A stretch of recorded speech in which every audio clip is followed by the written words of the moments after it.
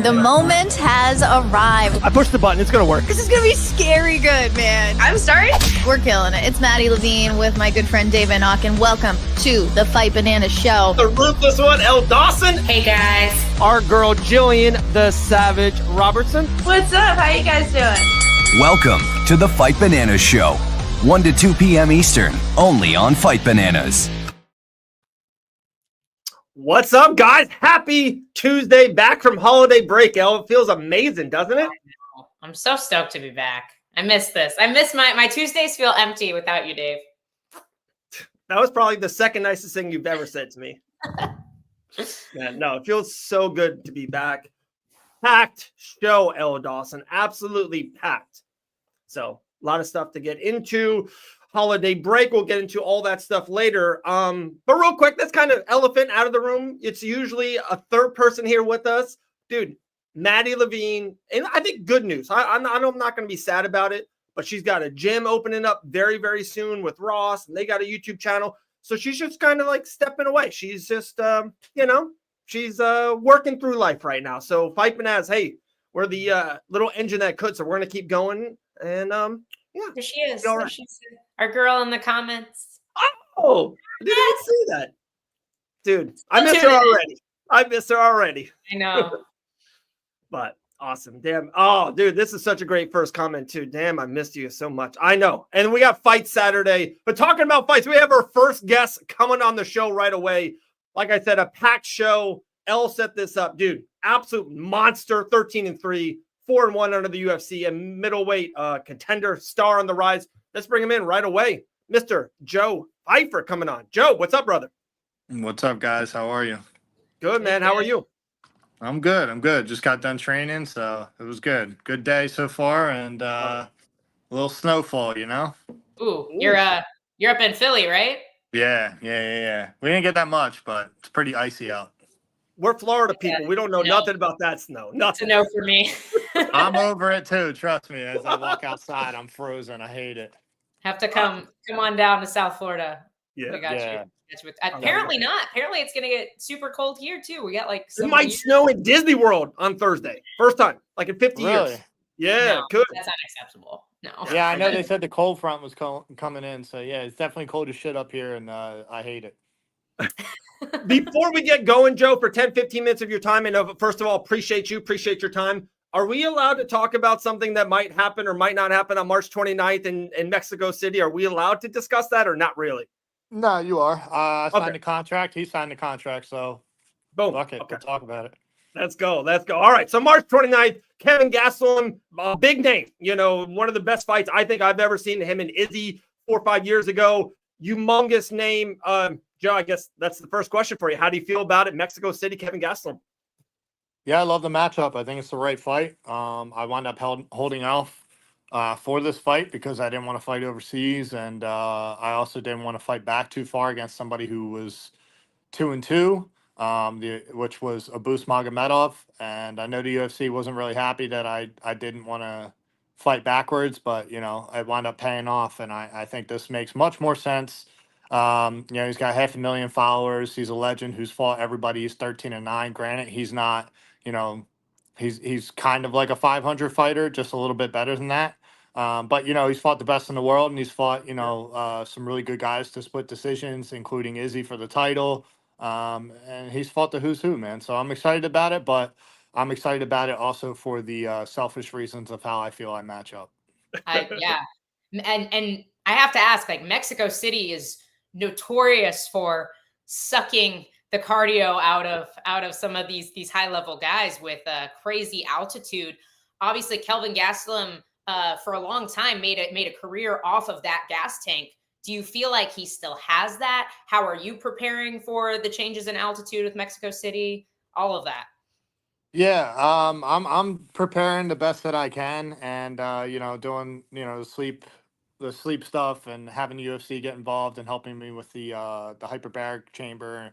I think the best thing that I can do is make sure that I'm in the best cardio shape possible and have the strongest lungs possible, and go out there and have the time to adjust. I don't think that there's anything special that I can really do other than make myself in tremendous shape. and just get my body physically there to adjust to the altitude. I think that's the biggest thing. So, yeah, I'm going to be prepared. And, this is going to be more of, let's just put it this way. I don't think I've ever shown up in one of my fights as a championship quality yet. And I think come March 29th, with the time that I have, I will be championship quality. And, granted, I don't get sick and walk in pneumonia like I did against Jack Hermanson. I'll be the best that I can be. So, as far as Kelvin's motivation and how he's going to do, I don't think that he has some stellar gas tank as of late. Yeah. And I think that my man probably cuts corners, and that's why he misses weight a lot. So I don't know. I don't give a fuck what he does. So he better be ready though. That's all I care about. I know you say you don't care what he does, but you did say you feel like you match up well against him. What are specific things that you see that you know that you can capitalize on? Well, I mean, for starters, I know he had a great fight against Izzy, right? But Izzy's really like a point fighter, a tactician, likes to move, doesn't really stand in the pocket too much. Yeah, I'm a big guy at middleweight. I think I have devastating power that he has to be very respectful of, where he was able to walk down Izzy because he wasn't too worried about it. So, yeah, I mean, I think I have a size advantage. I think I have a speed advantage.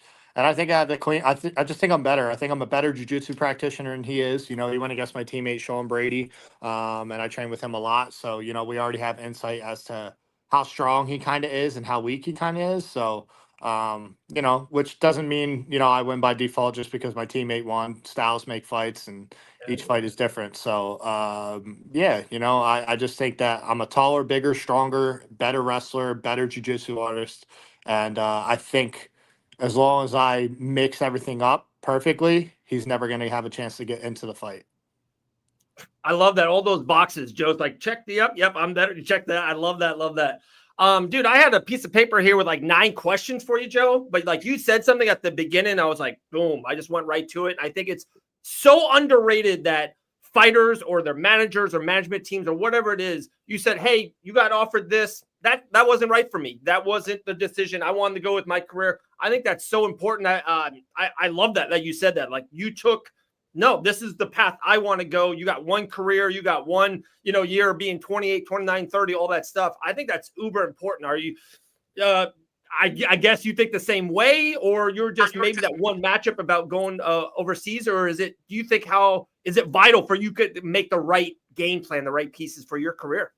Yeah, well, I think they eventually would have got the fight, over here, or I think they even offered it over here, but it didn't make sense to take a fight against a guy who's 2-2, Yeah. who's 27-6, who's 2-2, and also like 6, 7 spots behind me.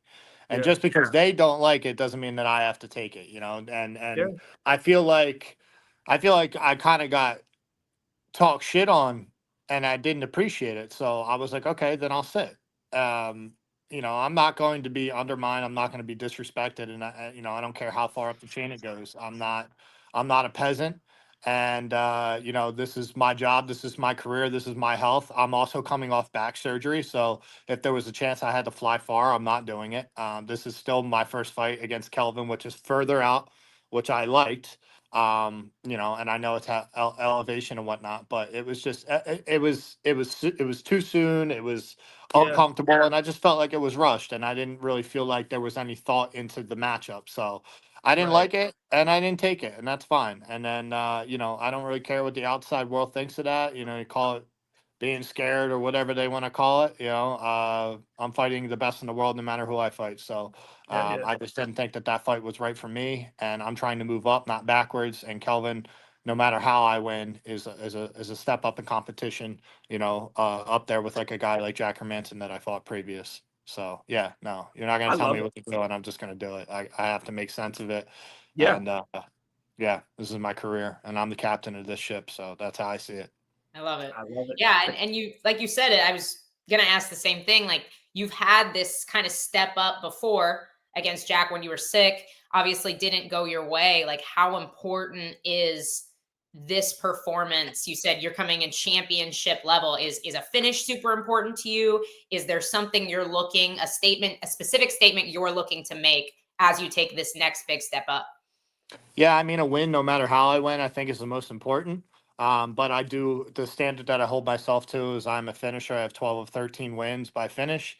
and I'm going to be trying to finish the fight. I can't say how, but that's what I do. I go in there, I try to cause damage, and I try to get these guys out of there. I don't get paid to fight long and have these wars. So if I can put his lights out, I'm going to put his lights out, and I have the power to do it in each hand. So that's something I'm blessed with, and yeah, I mean, so I think beating Kelvin, no matter what, as long as it's in dominant fashion, does a very good deal for me. And I don't see how I don't dominate him. We don't train to skate, just skim by.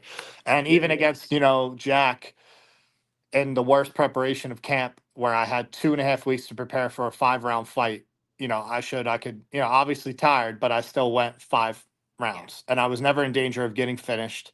I got hit in the eye once that really like hindered my vision in the fight. And I took my shots, but I didn't get wobbled. I didn't get dropped. I wasn't almost submitted. And that's a guy who had more professional fights in the UFC than I've had in my career. So I showed a lot with the little preparation I had and the little time that I had to, obviously go against a guy like him. And I lost by 1 round. I lost 3-2. So I'm not really that upset about that. It's just a lot to learn from it. And that's also a part of, steering my career in the direction to not take fights just because. Right. Um, Yeah. because it's the first main event. You get a new contract. You got to take the number 10 guy.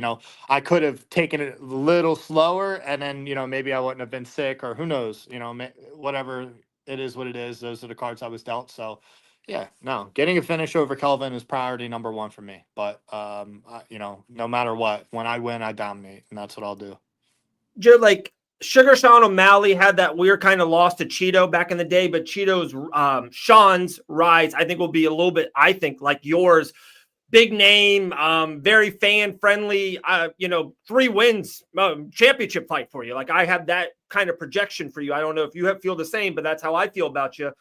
Do you think that win against Jack Hermanson or the comeback or fight against him is important to you at all? Do you want that back, or is it's out of sight, out of mind? You get your 3 big wins. You could be fighting Izzy, summer of 2026, that kind of thing. Or is that Jack, you go to bed, you're like, God dang it, I want that one back.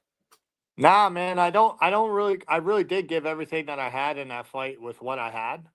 So I'm not, obviously I'm just upset at if I was to say I was upset, if I'm upset, I was just upset that I didn't get to give full preparation, and it's not taking anything from him. And I think that's the thing that, maybe I've confused some people with. I'm not taking away the fact that Jack beat me. I'm taking away the performance that I was able to give with the time that I had. If anybody knows what walking pneumonia is, I had it for 25 friggin' days, and I still had residual effects of antibiotics. And then because my immune system was low, when I was done being sick, I had a MRSA spot on my forearm and I had a MRSA spot on my bicep, and that was 2 weeks before the fight. So I was then again on antibiotics while cutting weight. So again, the fact that I still went out there, I didn't give a fuck. I showed up, I fought, I swung for the fences, tried to knock him out. I came up short, and I lost by a round. It is what it is. You know what I mean? So I've talked to Jack, and even in my lack of preparation, he said in an interview that I was one of the hardest guys he's been hit by. So that kind of made me feel like, all right, like I shouldn't be that upset with myself. Like I was this close, and it is what it is. So I'm cool with Jack. I think Jack's a good person, and if I was to lose to anybody, I think Jack's a hell of a good person outside of the fight game. That I can live with that if we don't fight again. But if the opportunity arises, I will say yes, and we will get it.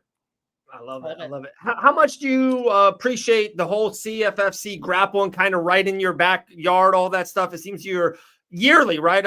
Sometimes 2 times a year. How cool is it that you can grapple and make a little money, stay busy, get your name out there, every 6-8 months? Yeah, I love it, man. Fury Grappling is awesome because I get to go out and, well, I mean, one, like my jujitsu coach behind me is, the matchmaker and whatnot. So I get to go out there and have fun in front of all the people that used to sponsor me and come to my local shows and supported, maybe don't have the money to get out to the UFC shows now, obviously, because we're always traveling, but it's nice to give back. I just do it for fun, man. And this one, I had a couple opponents fall through. But I will tell you on another note, because I I can't stand this person. I was originally supposed to go against Pat Downey, who my teammate Andre went against. And I declined that because we were told that Paul Craig submitted to do Fury Grappling. Soon as my name came across his fucking eyeballs. The guy disappeared and the match fell through, and then I wound up getting a last minute, opponent. And Nicholas Willie, who obviously used to fight MMA, he's first degree to black belt, whatnot. But it was just kind of like anticlimactic. It was like building to be like a really great match against Paul, and then the fucking guy disappears. I can't get this dude to fight me in MMA. The promoters can't get this guy to fight me. I can't stand that fucking dude. So yeah. But in other news, yes, I love fighting for Fury. It's just awesome. I figured I'd give you the backstory as to why. No, I love it. I love it. Big name. We're here for the backstories. We're here for it. Absolutely. How you said you were originally supposed to grapple Pat Downey. Is that another one you want? I know he's a very polarizing guy in the wrestling community right now. Yeah, he talks a little too much for my liking. So I told him a couple of things. I was like, "You act up, man. There won't be a grapple match. I'll punch you in your shit." So, but he's actually a nice guy.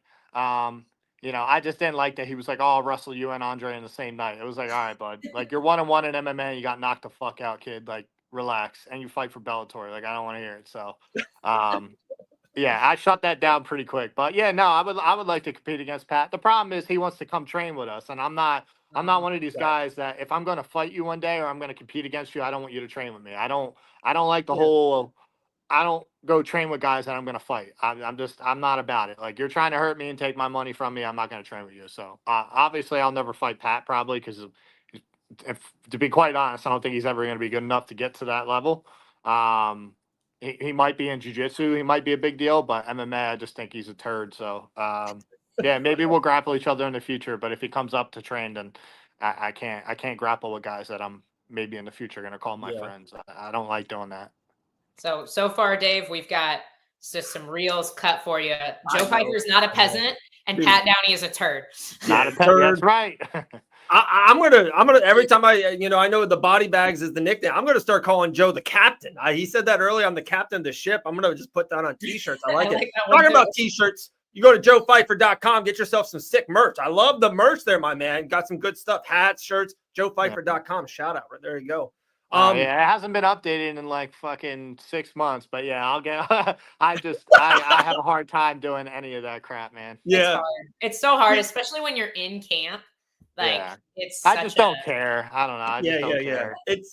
It should be such a a third thing or a fourth thing. A lot of other fighters make it really top of that, but like I say it all the time, if you just keep winning fights, all that stuff will take care of itself. Like everything will take care of everything else. Podcasts, shirts, all that stuff. But two fun fights coming up. Your division. Love your take. You can go 5 seconds or a minute.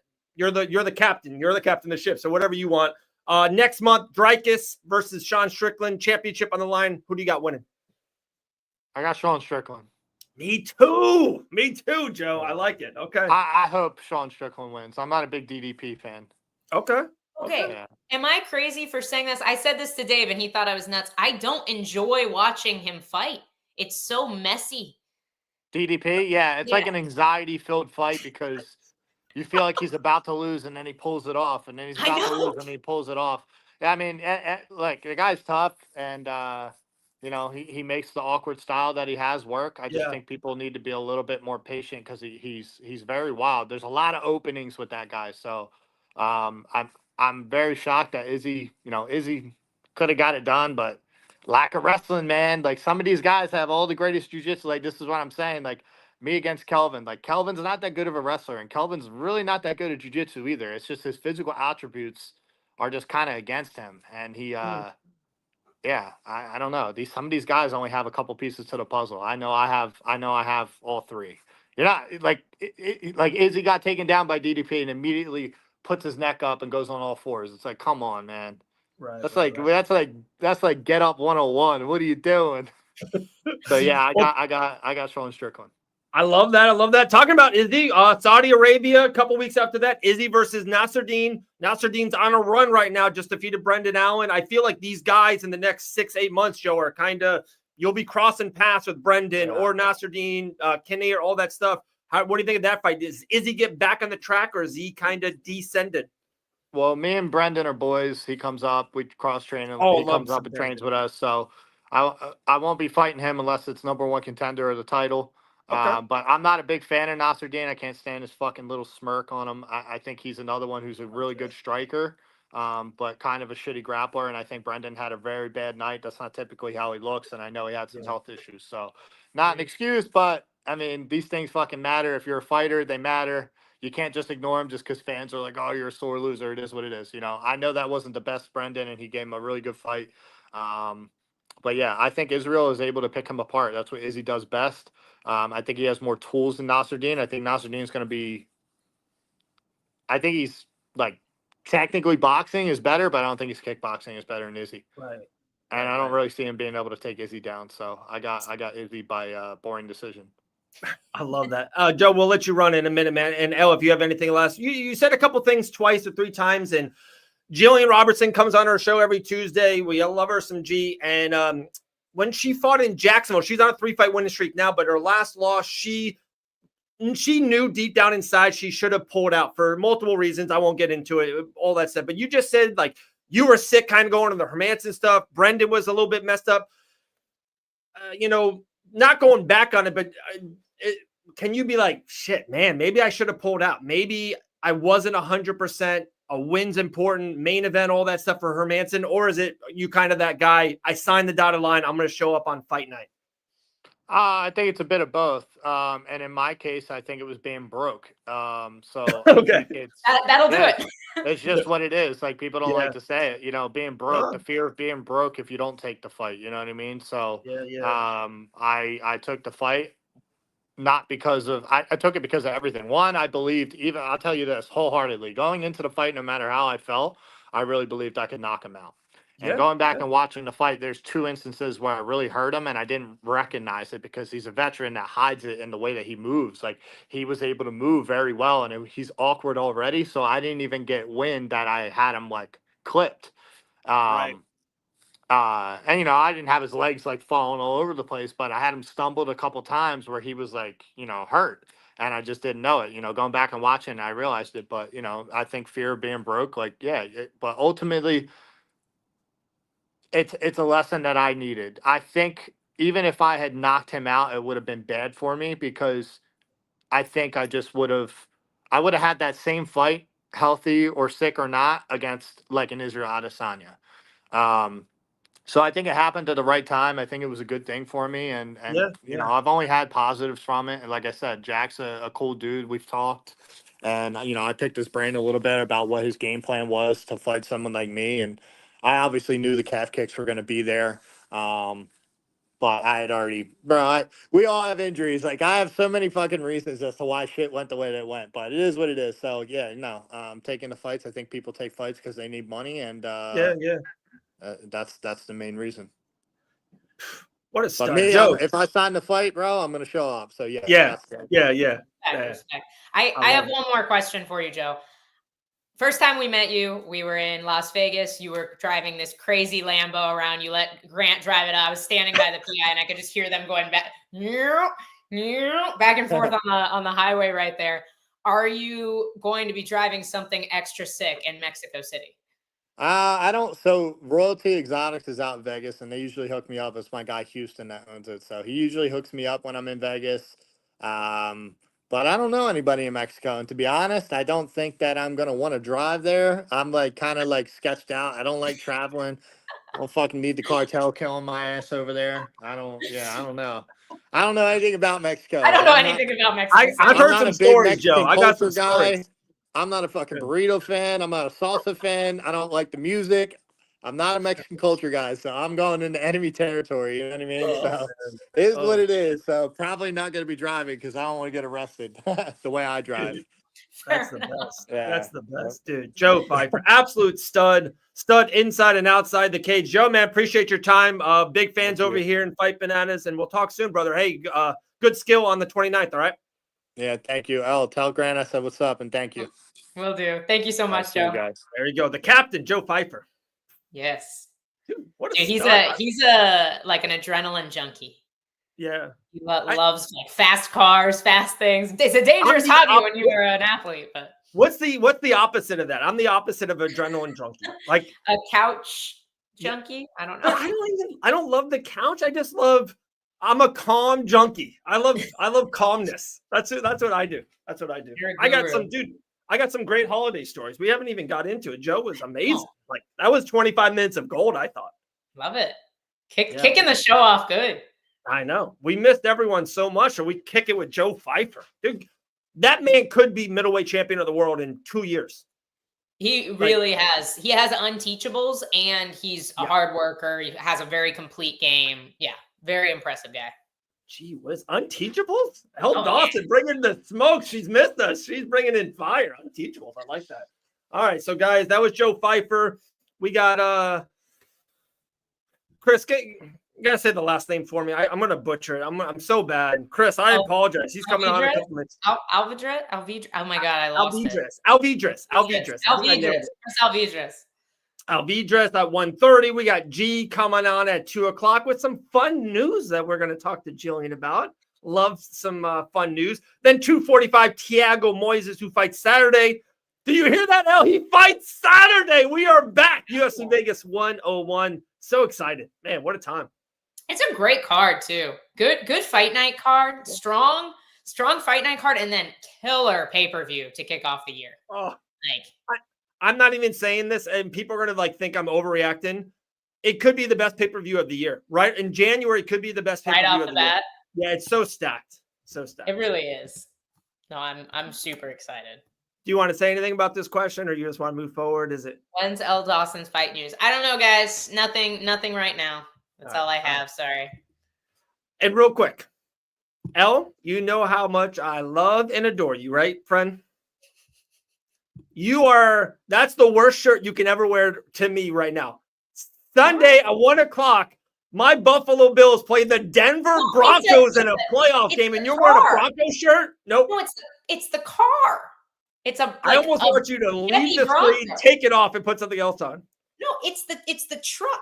It's not the team. It doesn't matter. I'm anti-Broncos. All Broncos right now. Horses, cars, names, anything. I'm anti-Bronco. Sean Sterling will understand. Oh, dude, yeah. No, the Intuit Dome is really cool looking, by the way. Yeah. I've looked up a bunch of pictures. I am so excited to be inside that arena. That's going to be sick.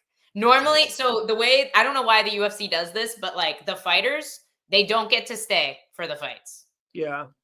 And they have to leave and they can't come back in. So normally I'm a good wife and I leave as soon as Grant fights and go to the Airbnb with him and we eat pizza. But good wife. This card, I don't know. He might be eating pizza at the Airbnb by himself. I don't know. I'm going to have to say. Second round rear naked choke. All right, Grant, we love you. You do it all the time. Come on, you don't have to be all about you. Right, I'll see you in a few hours. Yeah, you got Boycano and Benil to watch. And we got Arman. We have teammates. We got Renato Moicano. We have Arman on the card. Marab and Umar. Yeah, I know. I cannot wait for this card. Kevin Holland. Kevin Holland's always fun. I'm actually really excited for that fight. I'm not usually super excited for a Kevin Holland fight, but De Ritter, okay. I'm interested to see. Yeah, it's a big step up. I don't know that he beats Kevin Holland. I don't know. Wait, what? Kevin Holland smashes De Ritter. Probably. Okay. Probably. Okay. All right, so we got Chris coming on here in a minute. I'm going to talk about so we were gone for 3 weeks. You know, it was an off week, Christmas, New Year's Eve, now this kind of week. So we're back. Elle, dude, how was your Christmas? How was your New Year's? I have so many fun stories about the family and travel and in snow and girls that had a birthday. I got twins that are 5 now, Elle. Life's happening. 5? Yeah, dude. What? Yeah, they just turned 5. This morning I was at a doctor's appointment, like a checkup, and their weight and height, and they're talking to the doctor. And they're gonna be taller than me soon. That's what always happens with my friends' children. I know them since they're tiny, and then I see them 2 years later, and they're all taller than me. Yeah. But anywho, Christmas was good. Christmas was good. We did go. We went to Nebraska for 2 days. Actually, a day. Honestly, we went for Grant's youngest brother got married, so we went back for his wedding just for the day. did family Christmas in the morning and then flew right back. So he wouldn't miss Was any Grant treat. in the wedding? Was he a part of the wedding No. party? No, Okay. he wasn't in the wedding. But I mean, he's got 6 siblings. So if every single one of them was in the wedding party, that'd be an awful You didn't big make the wedding cut? party. God, Grant. I think he prefers it that way. He was happy to just sit there. And Dude, everybody eat. if me and Susie renew our vows, I'm putting Grant in the wedding party. I don't care. He's coming. He would love that. For you, Dave, he would love that. I appreciate that. Hey, Sean, no way. See, you can't. Next week after the Bills defeat the Broncos, they're going to play the Ravens. Do not wear a bird shirt next week, Al. Okay, don't do it. I'm going to go to the store looking for bird shirts specifically. Actually, you're not even on the show next week. You'll be flying to Los Angeles. Won't be here next week. Never mind. I thought you were booting me off for a second. I was like, oh no, I'm actually going to be gone. Yeah, I'll be flying to LA, guys. Yeah. Crazy. As the flower girl / guy. Well, our little niece was supposed to be the flower girl, but she was too shy, and so her dad was essentially the flower man. So really that's cute. Yeah, she got carried down the aisle. She did not go of her own volition. I love it. Hey, talking about someone who doesn't get carried, this man does the beating up and the carrying. Looks like he's driving. Hopefully he's in the passenger seat. Hopefully down south in beautiful Florida in the sun. He just went away. Let's see. All right, here we go. Oh. There he is. Here we go. Coming on for the show for the first time, Karate Combat Superstar. Oh, you driving. Chris, what are you doing, brother? Man, you all right? Yeah, definitely. I'm good to go. I'm pulling up to my house right now, but Oh no. All right, hey, Chris, come back when you get it, dude. It's all good. Yeah, hop back on when you're a nice drive in South Florida. Look at that. I know. It's looking nice. It's dude. So real quick, and I got so many holiday stuff. Chris is gonna be on here in a second. I've had so many messages and texts about Ben and Bananas coming on. I think it will be back. Probably won't be back with Elle. Elle's a busy woman. I understand that, but I do think the show itself, maybe during the day or night with a couple other betting prospects. Raphael wants to do it. Our main man Phil wants to do it. I think we're going to bring it back. I have a question for the masses. Would you guys like betting articles on our website? Is that something that would interest you guys and get you to go to the website?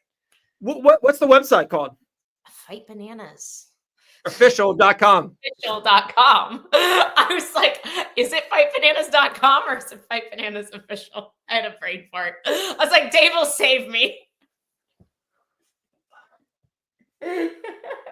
If you Google Fight Bananas, you will find us. No, fightbananasofficial.com. Go to our website. There's some pretty. There's a lot of new articles on there. A lot of new articles. All right, let's get Chris back on the show. He's ready. Chris, my man. My coach keeps calling me. I don't know why. He's trying to get me to. I don't know what's going on, but so he's calling me. Is your official coach awesome, or is it other people down there? Yeah, it's awesome. Awesome is the head coach, so yeah, he's the main guy right there.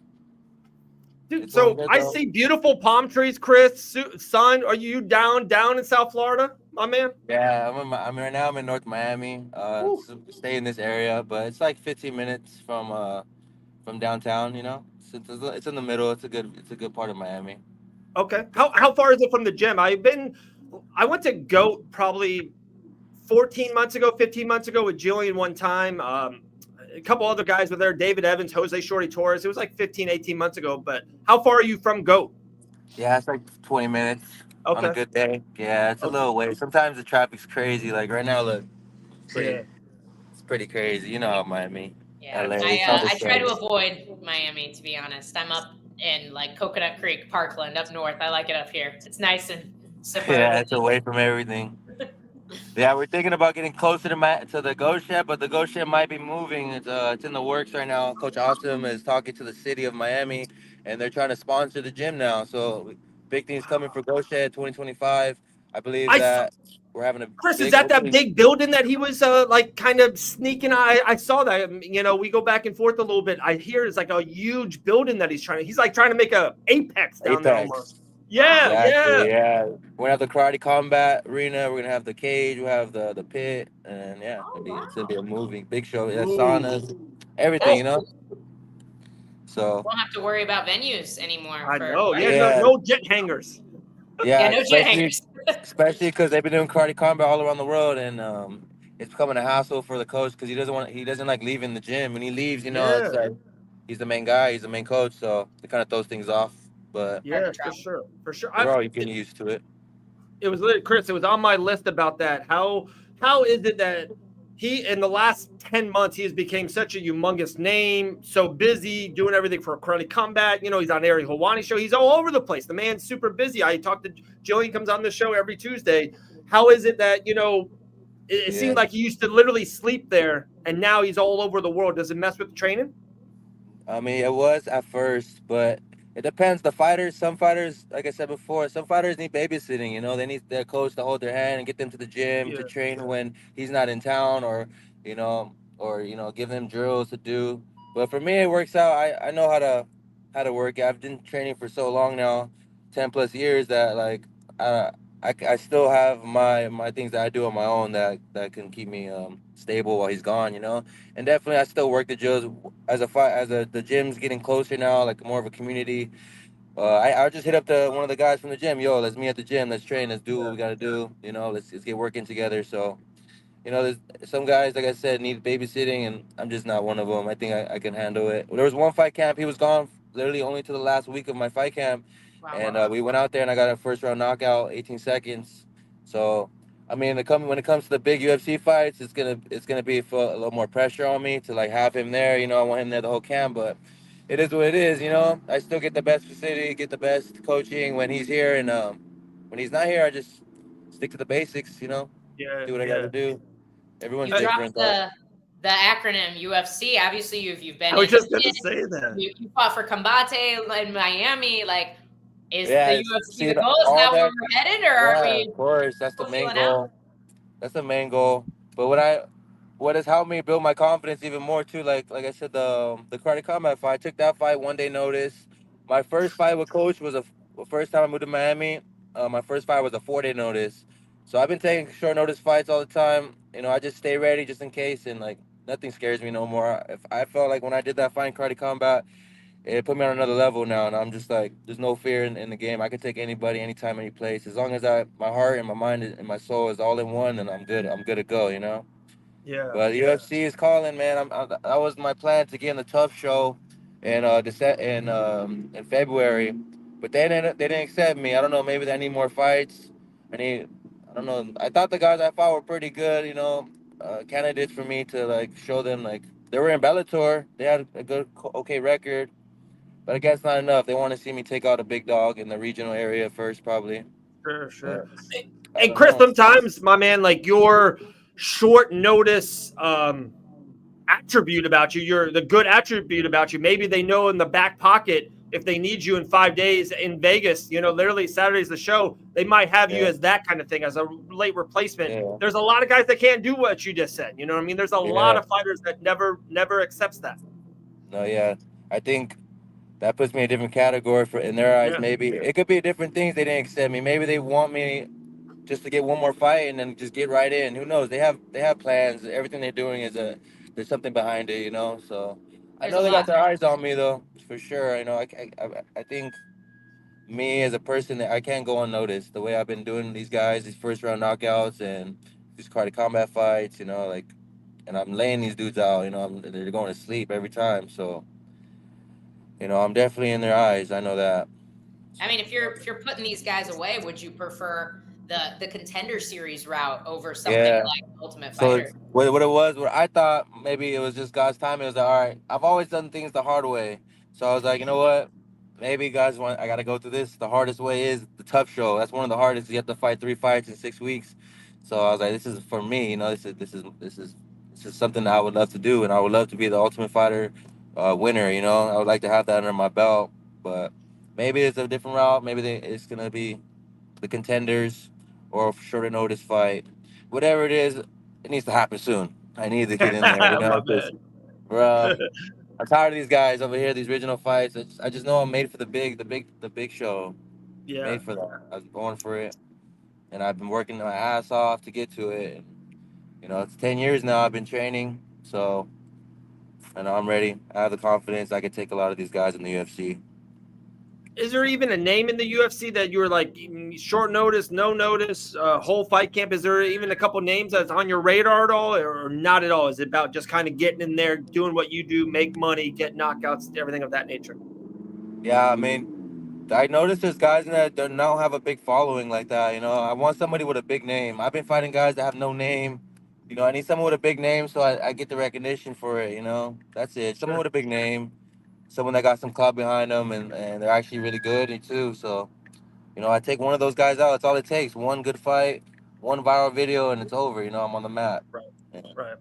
that I know deserves that. the So, karate's back on the 24th down there in Miami. Are you debating about yes. being on that show? What's I've asked coach, but they would have to sign me. They said for a multiple fight deal. That's the okay? only way. So I was like, man, you're the president, coach. Come on, pull some strings. Give me in the You're not making fight. exceptions for nobody. Yeah, Yeah. when I fought for Cardi Combat, they were saying, "Where's this guy been?" He said he heard Bass Ruin. He was like, "Where's this guy been this whole time? He's been at Go Shed with Coach. Awesome, what's going on?" You know, they're like, "This guy's a fucking split personalities. He's different. I fight crazy. I hit the guy with a freaking overhand on top of his head, like a." No one's seen that type of Like the strike hammer. before, I guess. Yeah, the hammer press on around the top of his head. Boom. Yeah. And everybody was dying. The whole crowd went crazy. I guess I never seen stuff like that. It's just probably my Filipino background. A lot of people don't know, but I do Filipino martial arts.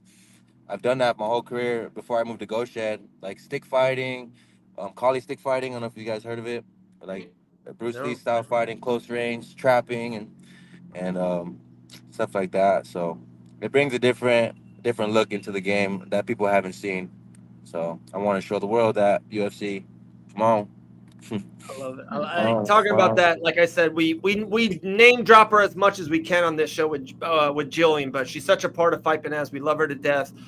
How is it? Is it cool that's like, oh, someone in the gym have that success in the UFC, getting bigger followings, being on Joe Rogan's show, had a main event fight kind of offered to her, all this stuff, like everything that you kind of want is happening right there at Goat Shed. Like, is it like, hell yeah, like it's is it rewarding or is it kind of easy for you? Like, hey, that's the path. We got it here at the gym. No, yeah, I know what you mean. When I first moved here, I was like, there was UFC fighters all around, all in the building, you know. And then Yeah. when I had to spar a couple of them, and I was doing them doing them dirty, you know. I was like, all right, this is like. At first, everybody was hyping these guys up and stuff that were in the UFC, and then we sparred, and I was piecing them up, and I'm like, coach is like, how you feel? You just took on a UFC, da da da da, you know, vet, you know. So I'm like, feels good, you know. He's like, you did good, like, trust me. I'm like, all right. So that feels good, you know, when you spar these guys and you see how it really is with like top level guys, and I'm right there with them. And I've always felt that everyone's human. I mean, they're in the UFC, but some Yeah. guys, I don't know, it's just a name just a label for them, you know. I don't know how they got in, some people, but it's not just Ghost Shed. That's all around every gym I used to go to, even back in Cali. But I feel like Ghost Shed does have the top. They have killers, you know. Everyone's there. They're grinding, and I use all their grind, their motivation that they have, their experience. I take it all from them. I take everything from everybody from the gym, every tool. Like even Julian, you know, she's a hard working girl, and you know I take that because she be in the gym before everybody, 8 a.m. She's the first one there, you know. And I even talked to her. I'm like, "Are you bored of this? Or do you get bored? Like, what do you do? Anything else?" Like, she knows that's all I want to do. It's just like, Yeah. if I'm not here, I'm just at home bored. So I'm like, that's what's up, you know. Because like, Yeah. I like to live my life. I'm in Miami. I'm like, you don't have no friends. You don't do anything. Like, she's like, no, I just train. I'm like, that's real. She's like, I love fighting. That's Yeah. my goal. That's everything. I'm like, damn. All right, I need to Train, smoke, play with the dog. Train, smoke, play with the dog. Yeah, exactly. That's just a hippie life. That's what's up. I like it for her. I love it. Another hand, well, she already's in the UFC. Me, I'm like, I have to start from the ground up when I first moved out here, meeting people, connections, sponsors. Look, this is my first sponsor and one of the biggest I've had ever. It's No Days Off. They're the official water for Miami Heat. So Okay. they sponsor me. They're paying me every month, like, you know. So like stuff like that, I had to do on my own when I first got out here. Just meeting people, going out, you know, in each and every way possible, you know, make connections. So it's been going good. Look, I'm over here driving a Lamborghini. It's not even mine. It's for free. So, My see man. what I mean? I already got my work in, trained earlier. So, just have a little quick drive, do some content, and then I gotta go to the chiropractor later. Some boo-boos in my knuckle. My knuckle's a little swollen, but I love everything's it. looking good. Looking good. Man, massive fan of you, Chris. Oh, anything else for Chris? No, man, like I'm excited to see what's next for you. Yeah, Absolutely. excited. Like whether it's the pit, contender series, short notice. Yeah, I'm happy to see it. So, they're looking for the opponent. I had 2 people drop out already. They didn't want to fight. February 7th, save the date. Hopefully, it's for light and or whoever else comes. But lights out. I'm signed to them for 2 more fights. So Okay. the next show's February 7th. Aiming for that. So stay tuned. Awesome, Chris. Hey, we're losing you too. I think you're going too fast in the Lambo. Hey, enjoy the day. Enjoy South Beach. Enjoy the Lambo. Chris, appreciate you, man. We'll talk to you soon, brother. Thank you. Thanks, Chris. All right. Yeah, we lost him there right at the end. Oh, Dude, you're in a Lambo. You know, that happens. Man, what a life. What a life. what All right. So us definitely being Florida people. I had a little trip. We went on a little vacay, little Christmas holiday vacation. Went to North Carolina, did the snow thing. Snow tubing is life. It is so much fun. It was so cold. The course, whatever, it was so slick. We went super fast. Maybe Susie and Taylor crashed on a tube. I don't know. Well, you know, if the video's there, the video's there. But we had a good time, dude. I haven't Snow seen that in a video. couple 2-3 day thing is amazing, but then get back home. I need to see this video of the incident. No, snow tubing is pretty cool. I actually haven't been since I was really little. We went a couple times because we used to go skiing every year. But my family lives in Utah, so real quick, we'll go right back to that. Hey, Victor, buddy, they won the Johnny Walker signed glove. And then yeah, our guy Michael Thomas, I believe, won the Grant Dawson signed glove. I literally just mailed that today. So Michael Thomas will be getting that really soon. So that's that. Dave, Off Topic Raw on Netflix is great. What do you think? Chris, I'll definitely get on that. But I'll finish your story. So you're a snow tube person. That was fun for you? wait, yeah. I mean, I haven't been since I was like 8, probably. It's been a long time, but it was fun. Like 20 I like years to ago. snowboard. I like snow tubing's a little more chill. Right. It's a little too chill for me. I tried snowboarding. I was probably way too old to the first time I ever do it. That was horrible. I just fell every single time. I just fell. Have you skied? You should try if you haven't skied. I know. I never skied. Skiing is way easier to learn. I know. Everyone says that to me. Everyone says you would have way more fun. The issue with snowboarding is if you don't have enough time, like if you don't have at least a week, you're just going to be on your butt and your knees the whole time. I had a 30-minute class. That's all I had. 30 minutes. Okay. Dave, yeah. Go back and ski. I'm going to go ski. Dude, my wife, amazing skier. She could have been like a silver medalist. Okay. Not gold, but silver. Silver. All right. Let me give Chris some love here. Last night, Monday Night Raw, professional wrestling was on Netflix. Their debut on Netflix. By the way, you might need a Netflix subscription to watch the UFC in the near future. God, what are we doing? Are the pay-per-views still going to be $100? So that's the story. So, Chris, I'll get to your thing. This is such a good topic. I don't know if they're going to do pay-per-views like separate. Like their fight nights will be on Netflix for free. That I heard. But I don't know if the pay-per-views are just going to be on Netflix and they're going to pay for it and they just want people to watch, kind of like the Tyson thing, and get subscriptions and subscribers and sponsorships. You already have Netflix. That'd be nice. I know. Or they're going to charge $70 on maybe still could be ESPN Plus. It still could be a pay-per-view subscription. I'm not exactly sure. Not sure. But Raw, by the way, was amazing. It was so cool. And Netflix did such a great job. They had like new views and new cameras and new stuff. It was awesome. Netflix Raw was amazing. So if the UFC gets on it, cannot wait. I was going to say, could they Raw, Netflix, UFC thing be the rumor that Dana has been? No, we know the rumor. You can't say it live on television. You know the I rumor, don't you think son that's of a it. gun. I really don't think that's it. No, He that's said the rumor. no one would see it coming. I don't think that's it. Dude, Dana White said UFC 300 main event, and we got Jamal Hill in it, for goodness sake, okay? So sometimes that fight that you know, and maybe I know a little bit of it, it's a top 5 fight that you can make. What else do you want, great. though? It's Yeah, great. it's amazing. It will I knock can't your wait socks off. for everybody else to know about it before I have a chance to say anything. You are so awful. You are so odd. From now on, I don't want to know this stuff anymore. You keep it away from me, okay? You keep it away. Guys, it's big. All right? Christian, you missed it. Apparently, Karate Combat's building their own PI, Apex, whatever. Yeah, Apex. That's pretty sick. So hopefully, no more Karate Combat jet hanger nights. Yeah, Chris, I think you're right. That's what kind of the big rumor is, because the ESPN Plus is an easy way to buy the pay-per-view. So that's what I'm hearing. Sean, we're gonna get into that. Yeah, we got a lot of stuff. All right, so lots of announcements. Yeah, family vacation was good. Everyone hopefully had a great holidays. We are back. We'll be back every Tuesday.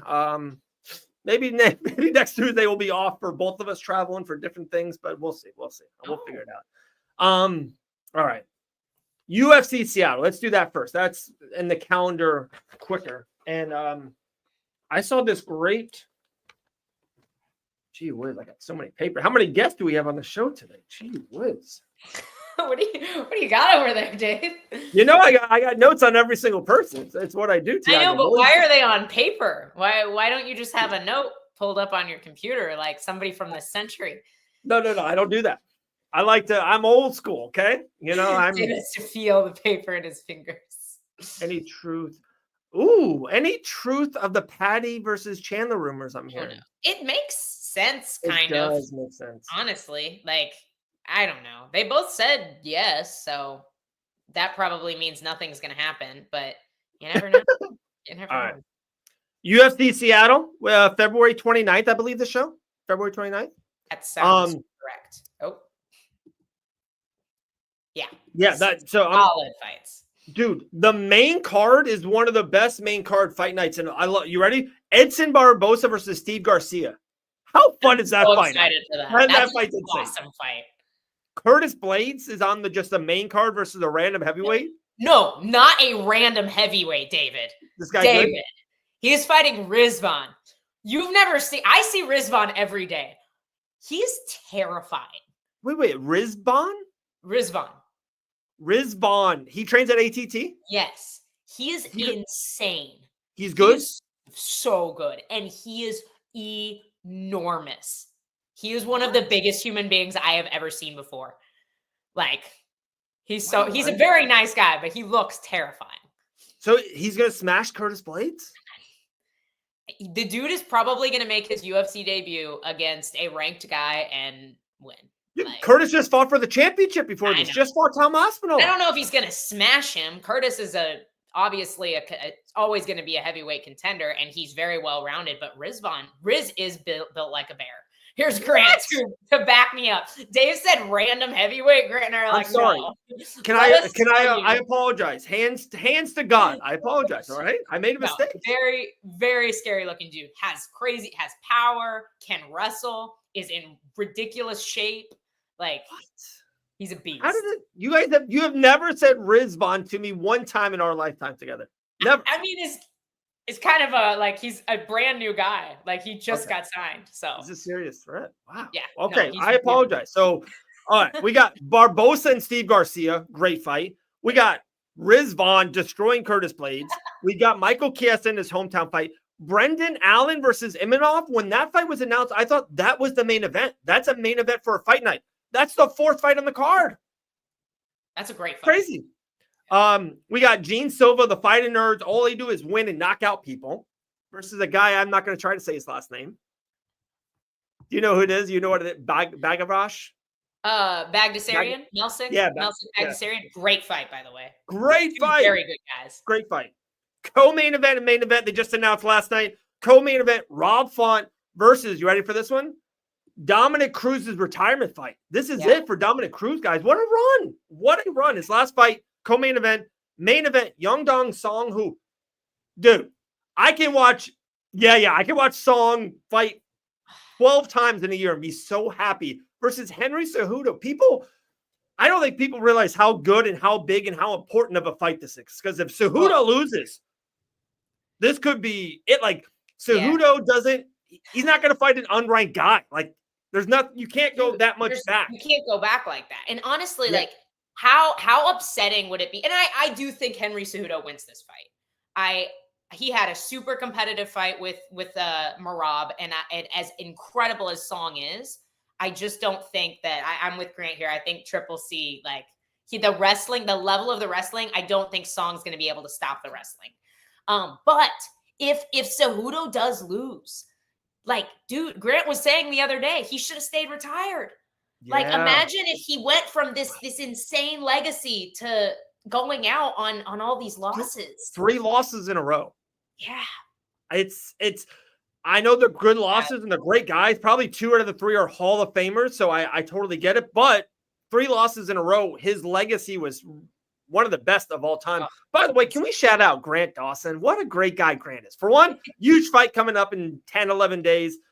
Then I came by your guys' place for Karate Combat, and Grant gets me a Christmas present. I felt like a jerk. I didn't get him anything. This man's so nice, dude. Shout out to Grant Dawson. Great guy.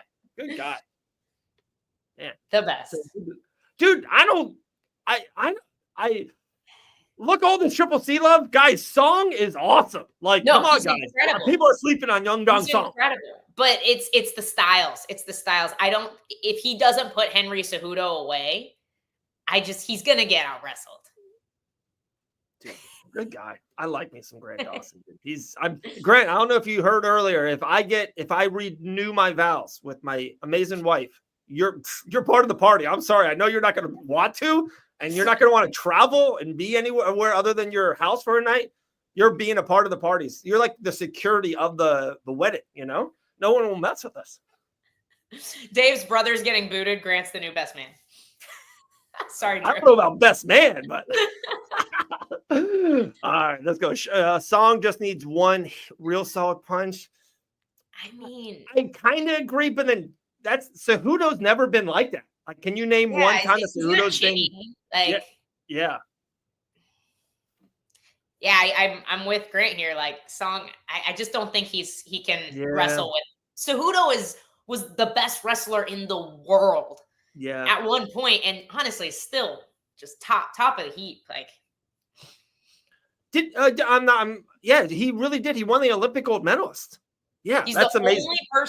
Only person to ever win an Olympic gold, and a UFC title, and in 2 different weight classes. Like, it's honestly and sad Cheerios. that he doesn't get the love that he deserves. What's up? That was like the most random, like, best stat ever. No one can ever come back from that. He is really the only man ever to win Olympic gold and to win double champ. Because the only other person that might get it done would be Kayla Harrison. Is headed wait. Spoiler alert. We'll see in our end of 2025 champions. We'll see. Kayla Harrison will be the next Olympic gold with the UFC belt. I agree. Man, crazy. All right, we got Gillian Robertson coming in a minute. I kind of want to save the champions, but okay. Then we hit on Seattle. Anything else on UFC Seattle? I think we nailed it. Great card. Love the card. Killer. I'm super excited for all of it. All right. Now, another thing that came out last night, we posted it this morning. The main event for UFC London, it's a fight night, and that's why I disagree. I saw a comment earlier that said that Chandler and Patty are going to be. Guys, that's not a co-main. It's like the new Brangelina. Yeah. New Chatty. That's not a co-main event for a fight night. That is too big for a co-main event of a fight night. That's a pay-per-view. No. Yeah. I think it's a main card fight on a pay-per-view. Yes, I agree. A co-main event if there's no title fight and a regular main card. Yeah. Just, it shouldn't be, but but the name value, you know? Like, humongous name value. And you ready for this one? People are not going to. Okay. Dude, Patty could be on the Sean O'Malley run. Like, You beat one guy in that top 5 run, dude. I could see Patty fighting Islam for a championship and it'd be one of the biggest pay-per-views. Telling you, could That would happen. be insane. That's not happening. That's not happening. But that would be nuts. Talking about a pay-per-view draw, dude, this woman would sell out any arena in the world and do millions of pay-per-view buys when she fights for her strawweight championship in 2026. The one and only, haven't talked to her in weeks, dog lover, Gillian the Savage Robertson. Oh, I haven't talked to you since last year.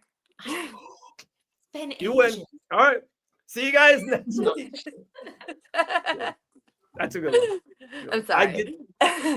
I said that I was like on vacation during that little run, and like the person rang us out. I think I got like Mentos or something, and I go, "Thank you so much. See you next year." And I was like, "Got it. Still got it. Still got my fastball. Love it."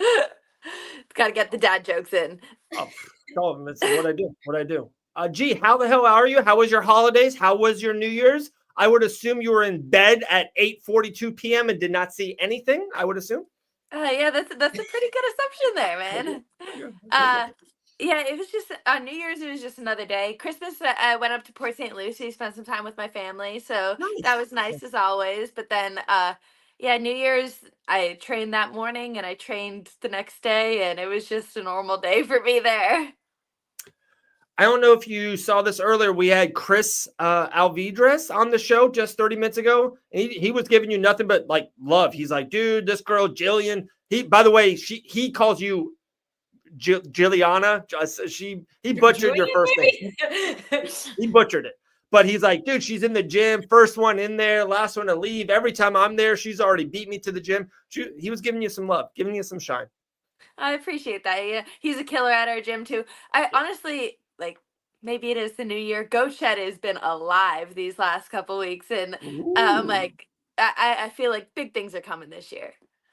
Well, talking about that, and I got some other stuff for you, and hopefully you got my text about the new championship thing because we'll hit on that. But one thing I did see, and I saw it on your Instagram story, and then I almost texted you, and then another brain thought went through my head, and then it was 2 days later, and I'm like, oh, can't text her now, and I'll talk to her on the show.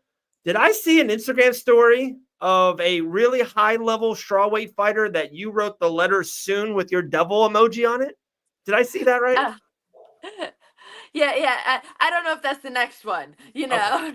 Okay. I was like, wait a second, gee, that's a big jump. She's like fourth in the world. Not sure which one. Maybe we're talking about different. I thought you were talking about a post that I had of Whaley and Joanna up. Wait, that wasn't Non? That wasn't Sean Non? I'm pretty sure the video was Whaley and Joanna. Yeah, it was Whaley, and that's why I'm like that's a little bit of a jump right now. Maybe not just yet. Yeah, but maybe by the end of this year we can be talking about that. I can see it. I assume you'll be watching a big main event, Mackenzie Dern and Amanda Ribas this weekend.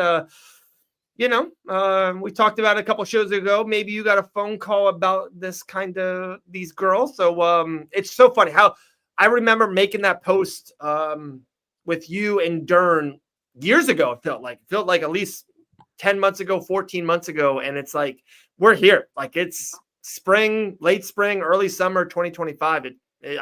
Those paths are happening. I feel like all the girls that I'm like, I'm going to fight her one day. It never happens. That's how it goes, right? Yeah. Whenever I was in the Tough House, Montana De La Rosa was the only other girl that was my age. And we were just kind of similar style. She's a jiu-jitsu girl as well. So I was always like, I think I'm going to fight her one day. We're definitely going to fight. Never fought her. Ever. Never matched us up. And I think you choked her out in an island, though. Oh, we just grappled. I didn't get the finish in it, but yeah, we have grappled on Karate Combat in Cancun in Mexico, so that was nice. Yeah, but I'm like, yeah, wasn't a bad little trip. Yeah, it counts. The check's cleared in the mail. I hope. But this weekend, I honestly don't know which way I'm siding. I was siding Heba's heavy, but Dean's kind of convinced me a little bit. He thinks the Mackenzie. Me too. think I'm with Dean. That's so funny. When the fight was announced, I'm like, oh, I think Amanda. But then the more like after their first fight, of course, but just in their last like 2 years or even a year and a half, like I feel like Mackenzie's like this, and I feel like, and I'm maybe I'm way off, guys. I think Amanda's starting the downslope a little bit. Yeah, a little bit like that. And I think Mackenzie to me has looked really good. I thought her win against Loopy was a really good win. That's what I'm using as my benchmark for this fight. Yeah. I was really impressed with her in that fight. Me too.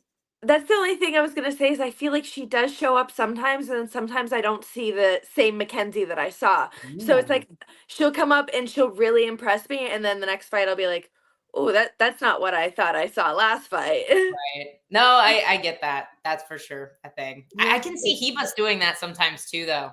Yeah. I just think Hebus is a little bit more of a dog, and that's what I think is really gonna like push her through this. I think it is a close, I guess, like technically matched. Yeah.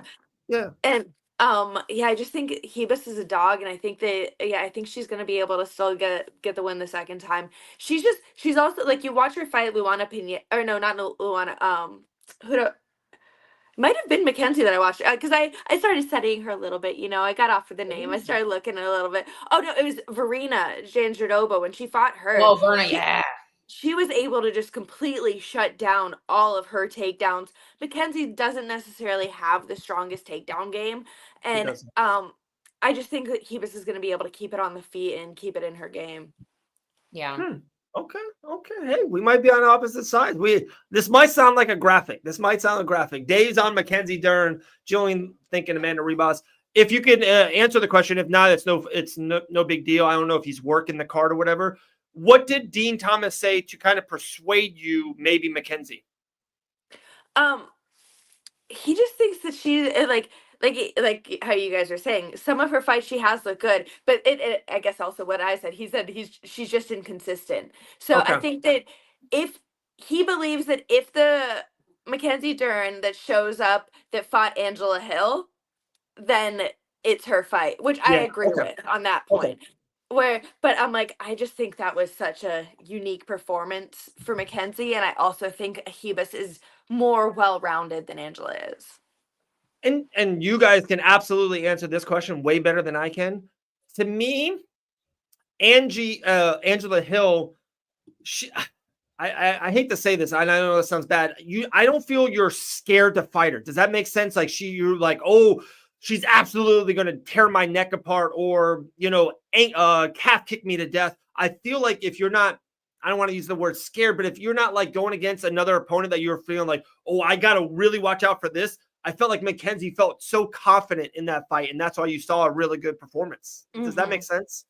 Oh yeah, 100%, especially on the striking, where she can be like, I guess, more reckless, because it's like, who cares if I get taken down? Like, I'm going to be able to handle myself here. So it's like she can just kind of like lunge in with the strikes. And I guess Mackenzie and Hebus are more finishers than you can consider Angela Hill. Yeah, right. Totally agree. Cool. I guess I was going to say, as somebody who has made the switch between flyweight and strawweight, how do you feel about Hebus kind of doing this like yo-yo thing back and forth between the two weight classes? Yeah, I think actually that's actually a reason also Dean brought it up. It was at 15 the first time, but Dean also thinks that the cut's going to be harder for Hebus just in general. I've actually, at my last fight, Mackenzie Dern's, I believe, boyfriend was on the card. And that was the first time I've ever seen her in person. And I was honestly shocked by how tiny she was. Yeah, she's not as big as she used to be. She definitely used to be a lot thicker. I'm like, seeing her on camera, seeing her on TV, I thought she was bigger. I feel like I've trained with Amanda Hebus at ATT in the past, and I feel like Amanda and I are more similar sizes. Where when I saw Dern, I was like, oh, she's tiny. Wow. Okay. Yeah, I like that. Dude, Julian's got like Joe Pyfer vibes right now. Dude, Joe was on the show at the beginning. He was just launching. He was just throwing rockets at you. Yeah, just get some gold from Joe. Yeah, absolutely. You'll see reels for the next 2 days on our socials. All right. If I kind of want to save our little fun mini announcement maybe later. G, did you see the championship text I gave you? Do you have a kind of fun list, or are you ready to go on that? I did not see it. Okay. I did not see the text. I feel like this when is did you send this text? This is one we can do on the spot. I feel like this is Okay. something people like me and G think about. Okay. All right. This is fun regularly. then. All right. So If it's what I think it is.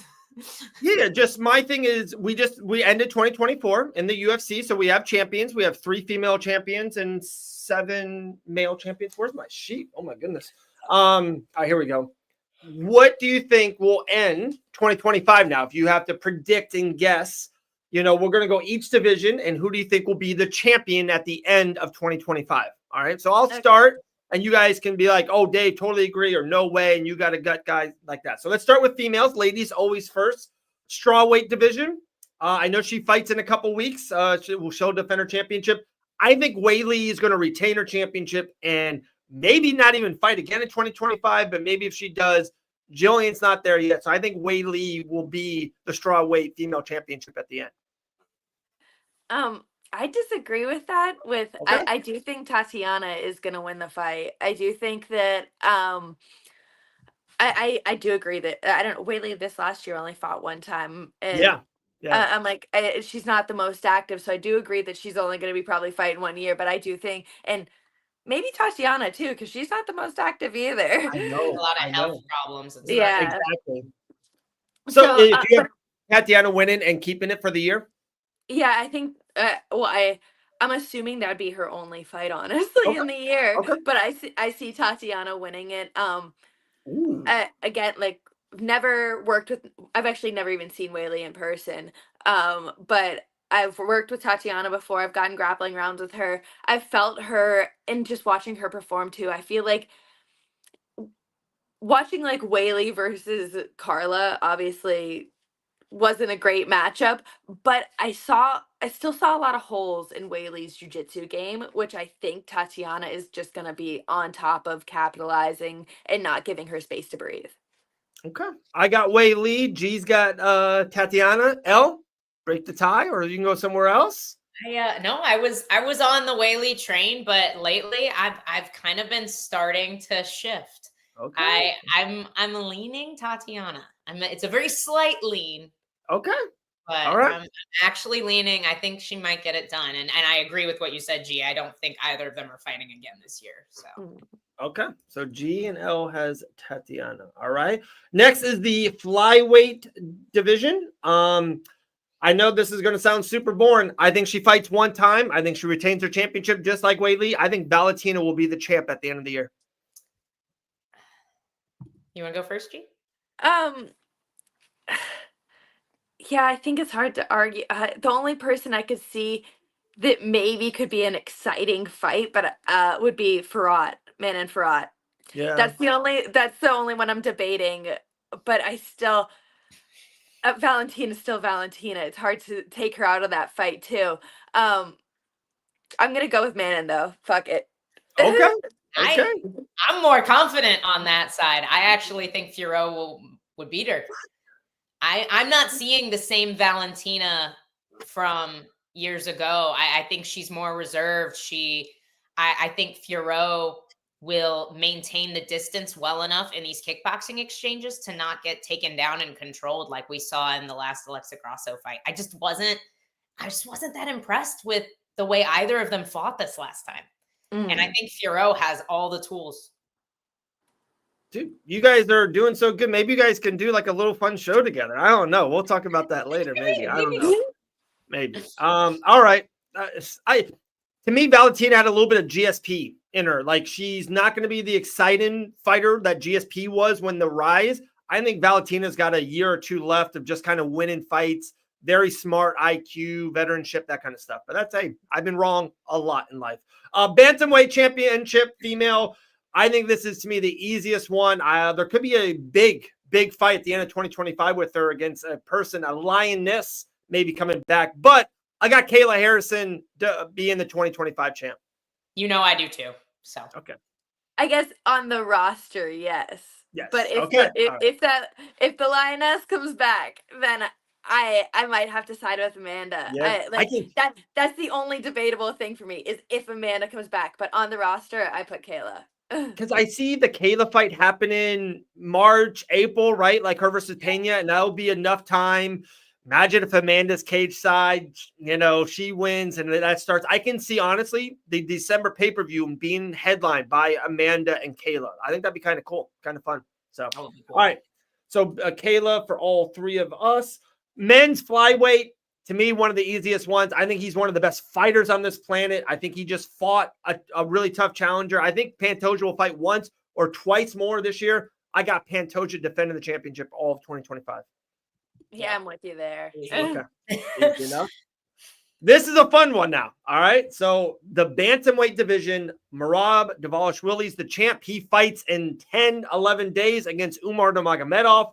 There's Umar. There's other challengers. Sugar Sean O'Malley wants a rematch, and I think it will happen in 2025 against one of those guys. But you ready for this one? I think I'm going to surprise people. I got Merab winning this fight and winning later on this year. I got Merab winning 2025. Oh, I don't think that's surprising. I'm Okay. with you. I do think it's gonna be really close, but I do think he's gonna beat Umar.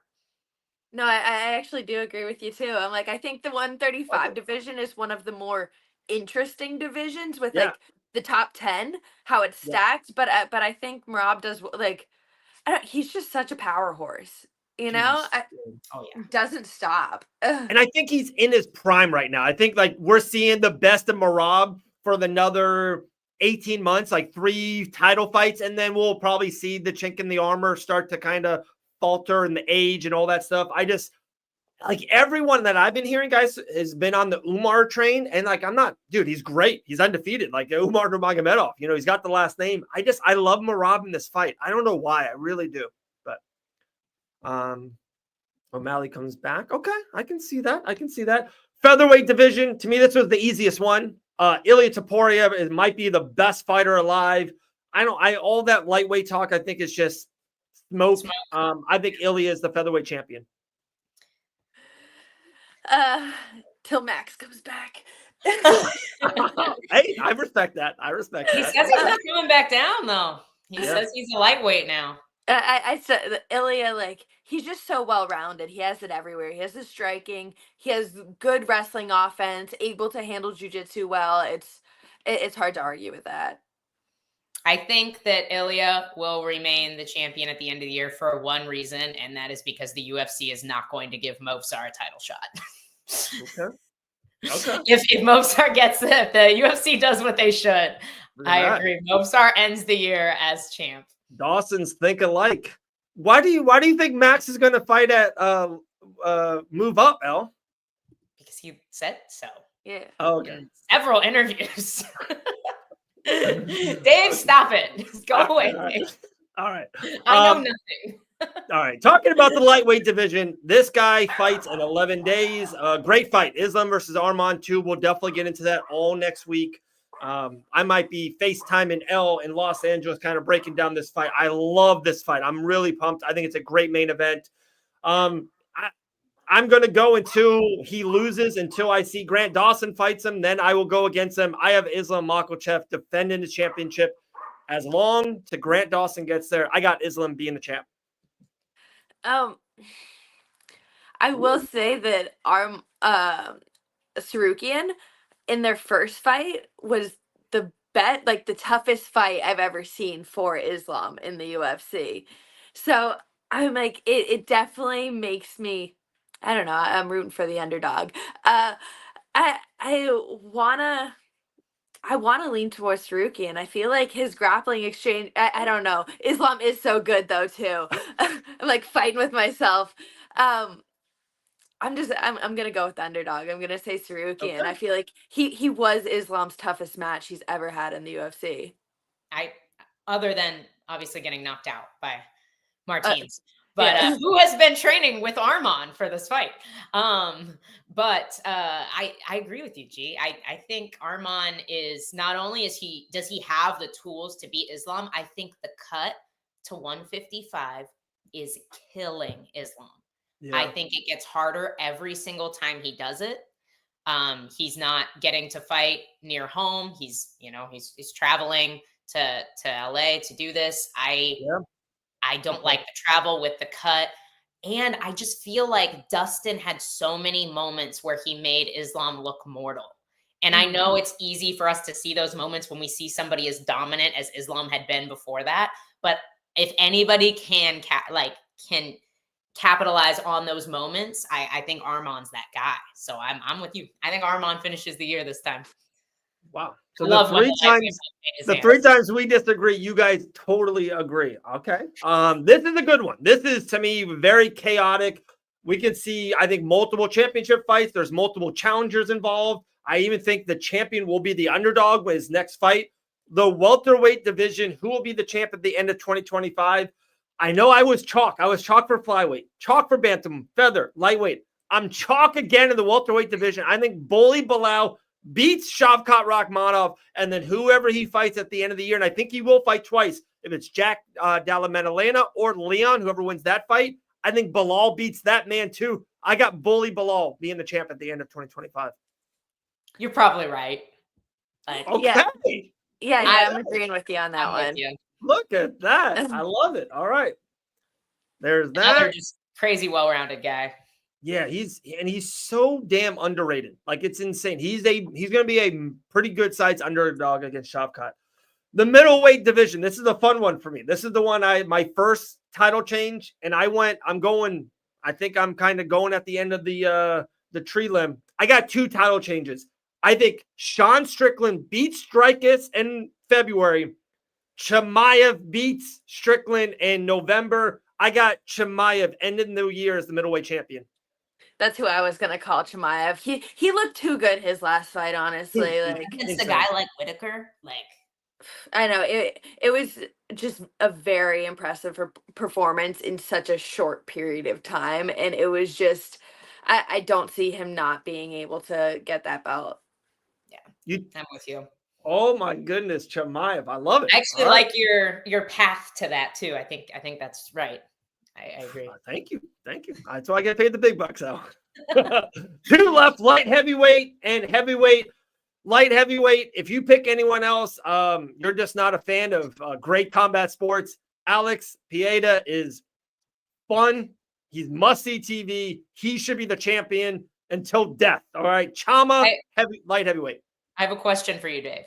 Okay. How many years does Alex Pereira have to finish the year as UFC champion for you to say his name right? I will never say his name right. That's just my thing. Is it Pereira? Pieda? Pereira? Dude, Chama. Poatan. He's just Chama. Unbelievable. I walked through 3 people this year. It's hard to say anybody else. Yeah. All right. I agree. The only guy who can is Ankalaev, but I don't see it right now. And like, it's so weird. I don't know. Anthony Smith, come on. Anthony Smith will never fight again. Gee whiz. Tell him. All right, heavyweight division. This is a fun one. So I kind of thought about it. I'm just going to go with the odds, and I'm going to say 2 different ways this man could be world heavyweight champion. To me, it's going to be Tom Aspinall. I do think they're going to fight. I do think Aspinall and Jones is going to fight. So one, he could win the fight and be world champion. Or I think if he wins or loses and Jones doesn't want to fight again, something funky happens, or even if they don't fight and Jones gets stripped, I think at the end of 2025, like I said, multiple different ways, maybe I'm being too analytical about it, I think Tom Aspinall ends the year as undisputed world heavyweight champion. No, I can agree with that too. I think that who do you think wins the Aspinall Jones when they do fight? I think Jones. I'm going to be one of those people. 2 years ago, I always said this guy was going to win or this one. I always picked against Habib, Islam, Jones, Demetrius Johnson. Like, why do that? Those guys always win. Like, when they get beat or get upset, it's like, wow, that was crazy. I can be a part of the upset. I will pick Jones until he doesn't fight. Like, the man doesn't lose. He's the greatest MMA fighter I ever seen inside a cage. And it's just like his last 2 performances, I feel like he's looked very clean, effortless. Yeah. Like just smart decisions. Efficient. I'm with you. I feel it. Yeah, efficient. That's the best word. I'm like, I feel like I have to side with you. Oh, I don't know. I think that Jones wins, then retires, and then Aspinall is gonna get the belt after that. Like, No. just say if they fight on International Fight Week in July, and that's what I kind of foresee that fight happening. And just say if Jones leaves, I think they can do an Aspinall Volkov at the end of the year. Like, I can see that fight happening, like in November in MSG. Like, Mm. That makes sense. So did you guys off topic? Totally. No, I agree with you.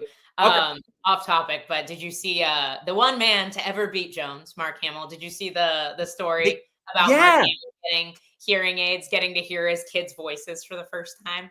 I know. No. Yeah, dude, I'm reading it crying. Yeah, crying. It was so sweet. Yeah. So he's 41 years old. He got the most powerful hearing aids ever of to date. And yeah, like for Christmas or something happened over the holidays, he heard his kids for the first time. I was like, yeah, pretty good. Pretty good. Yeah. All right. 41 years. 41 years of being done. Yeah, that's crazy. That's wild. He's probably like, I know this is horrible. I bet you sometimes like, God dang it. Can I be deaf for a little bit longer? You can always turn him back down. My dad does that with his sometimes. He's done listening to us. He's like, it's like that David talking to Fight Bananas talking junk again. Gee whiz. Click. All right. We did it. I think, we took up a ton of your time. Can we, so Elle texted me earlier today. She's like, yeah, I talked to G about something. I'm like, wait. You're talking with Gillian without me? That's first of all. You weren't invited. Second of all, what she told me that you guys were talking about, I'm very excited about. And I guess, Elle, do you want to talk about it on air? Or what do you? Absolutely. So as we started the show off, obviously very sad to say our goodbyes to our very lovely Maddie Levine for the time being. Hopefully not forever.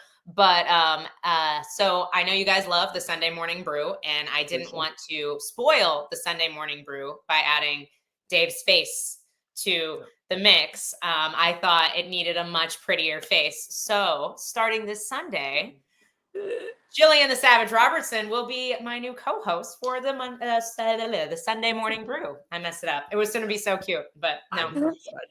We will be with you every Sunday morning at 10 a.m. I love it.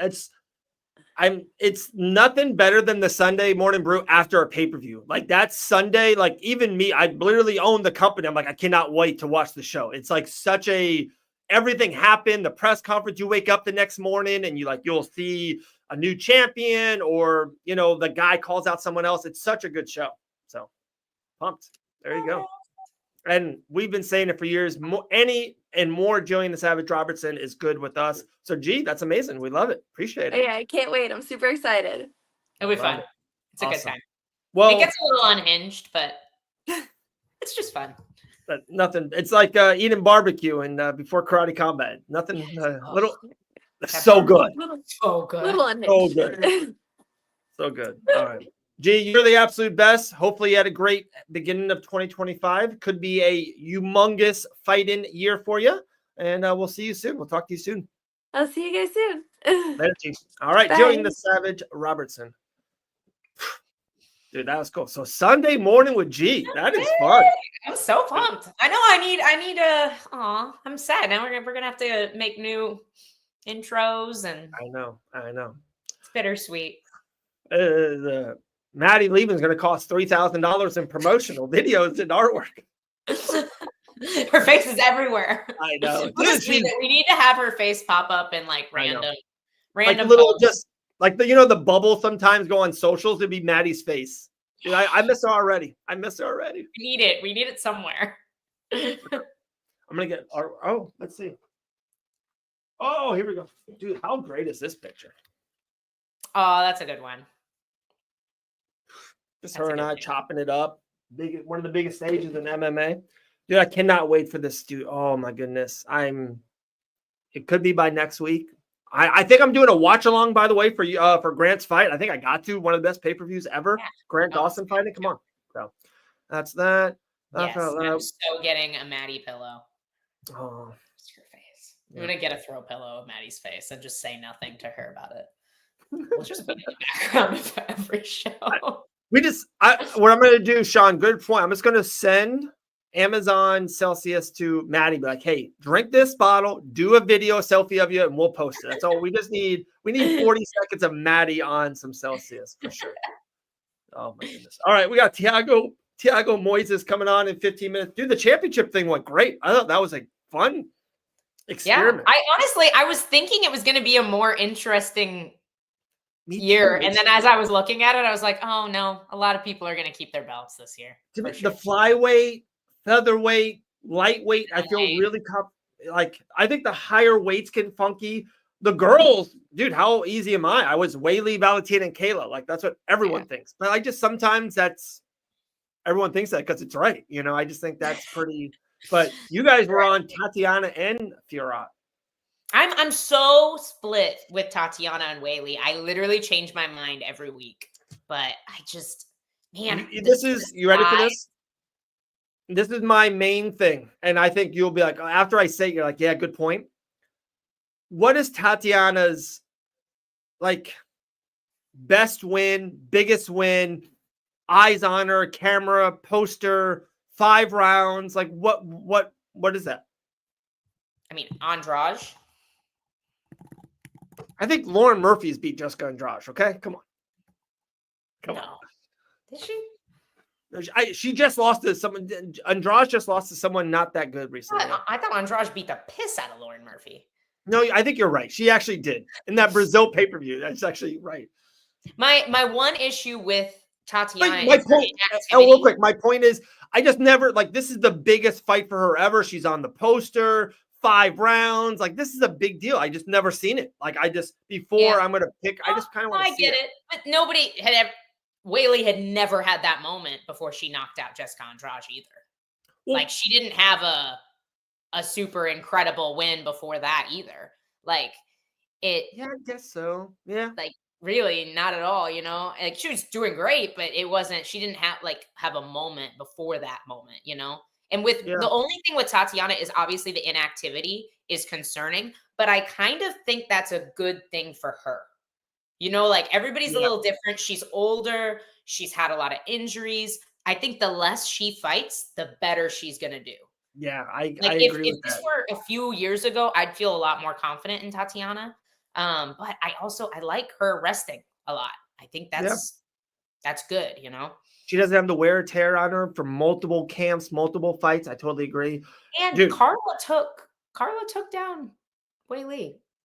She didn't keep her there, but she did get her down. And Tatiana's control and her size, like those two things, if she gets 1 or 2 takedowns, I could see, you know, I could see her giving her a lot of trouble. Love it. I'm very split. The ATT parlay. I know. How fun is this? The ATT parlay, Armand, Moicano, and Grant. Dude, how crazy is that?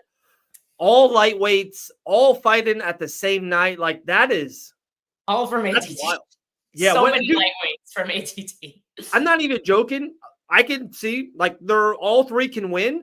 And, like, dude, Moicano could get on the mic and be like, okay, I'm fighting an American top team guy next. Like, it's going to be Grant or freaking Armand. Like, he's that. It's wild. Dude, it was, of course, we'll never tell all the story, but talking to Grant for 2 hours, 2-3 weeks ago, it's like, I love just chopping it up with him about kind of, road maps and future plans and stuff of that nature. I think it's so cool. I love kind of sometimes getting, like what we do with Gillian on air is awesome, but sometimes talking to her at Karate Combat and like picking her brain off air and kind of uncensored is it's always fun. You kind of get some meat and potatoes. Yeah, I was gonna say I think we've got a few of those clips of us talking uncensored in the background of our reels from Karate Combat. Moral of the story is Dave is not in charge of sound on videos. For one, yes, you might be right. 2 is how about future? When you record, you can't have full conversations about ambulances talking that drunk about the guy. I thought everything was gonna be covered with music. Anyway. We did have a dude, But great still, news. go to the Facebook. See if you can find us saying some off the wall crap in our reels. Go watch those reels. Dude, They- shout there out are to some- Dawson. Happy New Year, Dawson. I saw you good post from him yesterday, dude. Dawson's an absolute monster. Good guy. All right, so the championships are there. I'm going to get some artwork done for that. I think that's fine. Guys, if you haven't checked it out, little content announcement. I did a thing with 2024. I went back and did every single month, best fight, best pay-per-view, just kind of broke it down. It's so wild because when you're in the week or in the month, you kind of like everything is, you don't see the story, right? Like if you just see one scene of a movie, it's like, that's cool. But then after you see the whole movie, it all makes sense and ups and downs. To go back from the year, be like, oh my goodness, like Buckley's year, just and say, like to see when he won and how he won and how many, he won 3 co-main events. Like, Buckley had a really high end year. So shout out to Joaquin Buckley. Speaking of that too, remember we were talking about fight of the year.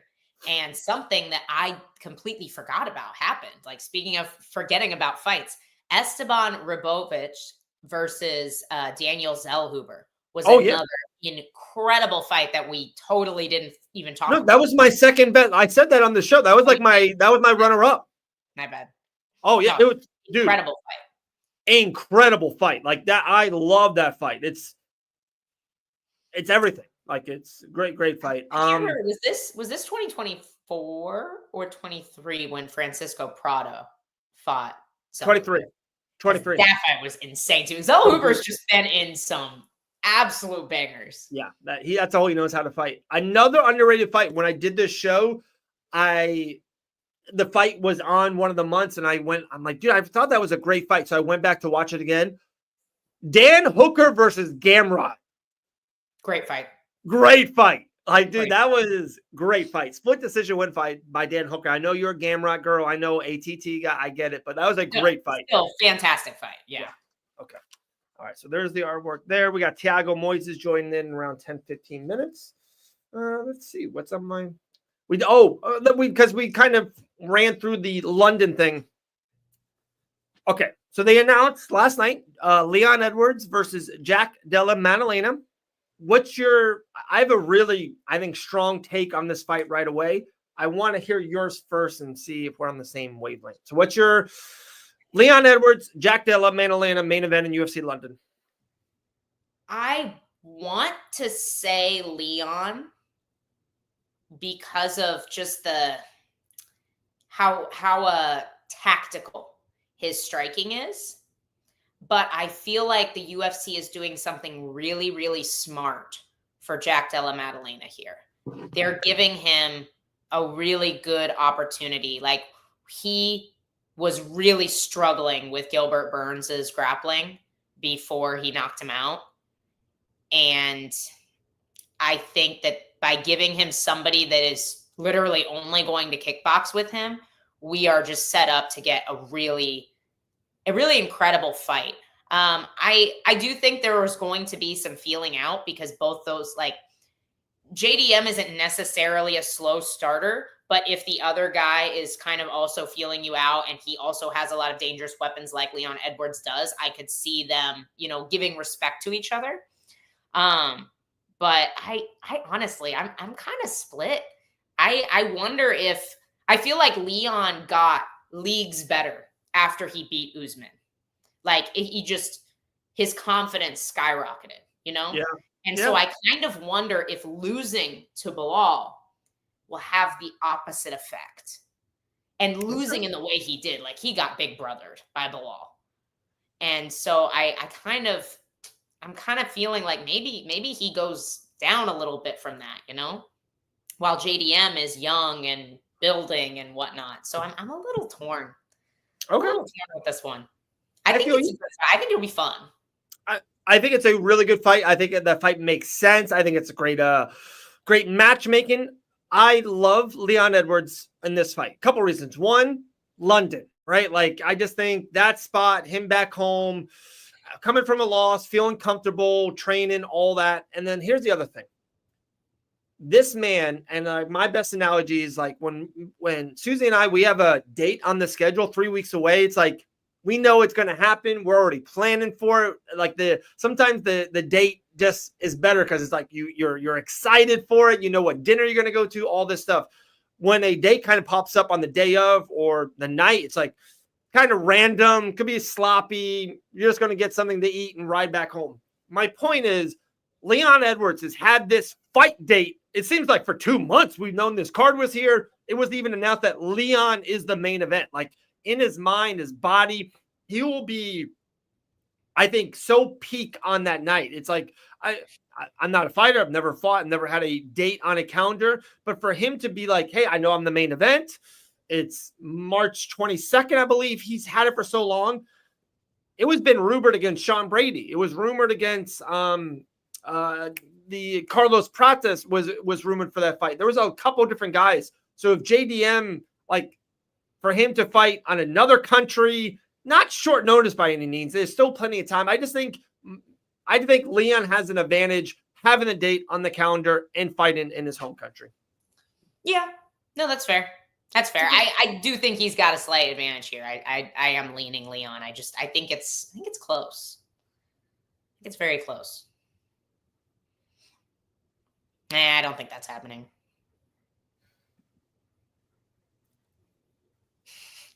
Dave's head's gonna explode. I didn't say anything. Carry on. It's just there are some great comments in here. Dude, I love our fight. Dude, I missed the show. I have missed this show. I don't think we've ever been away for that long. No, I don't think so. There's not usually this long of a layoff. They've kind of done it like 2 years in a row where we've had like a big. Dude, we posted about it a week ago. The Robbie Lawler versus Carlos Condit happened on January 2nd, or was it Roy versus Condit? It was one of those great fights, iconic fights. It was literally January 2nd. Like there used to be big events.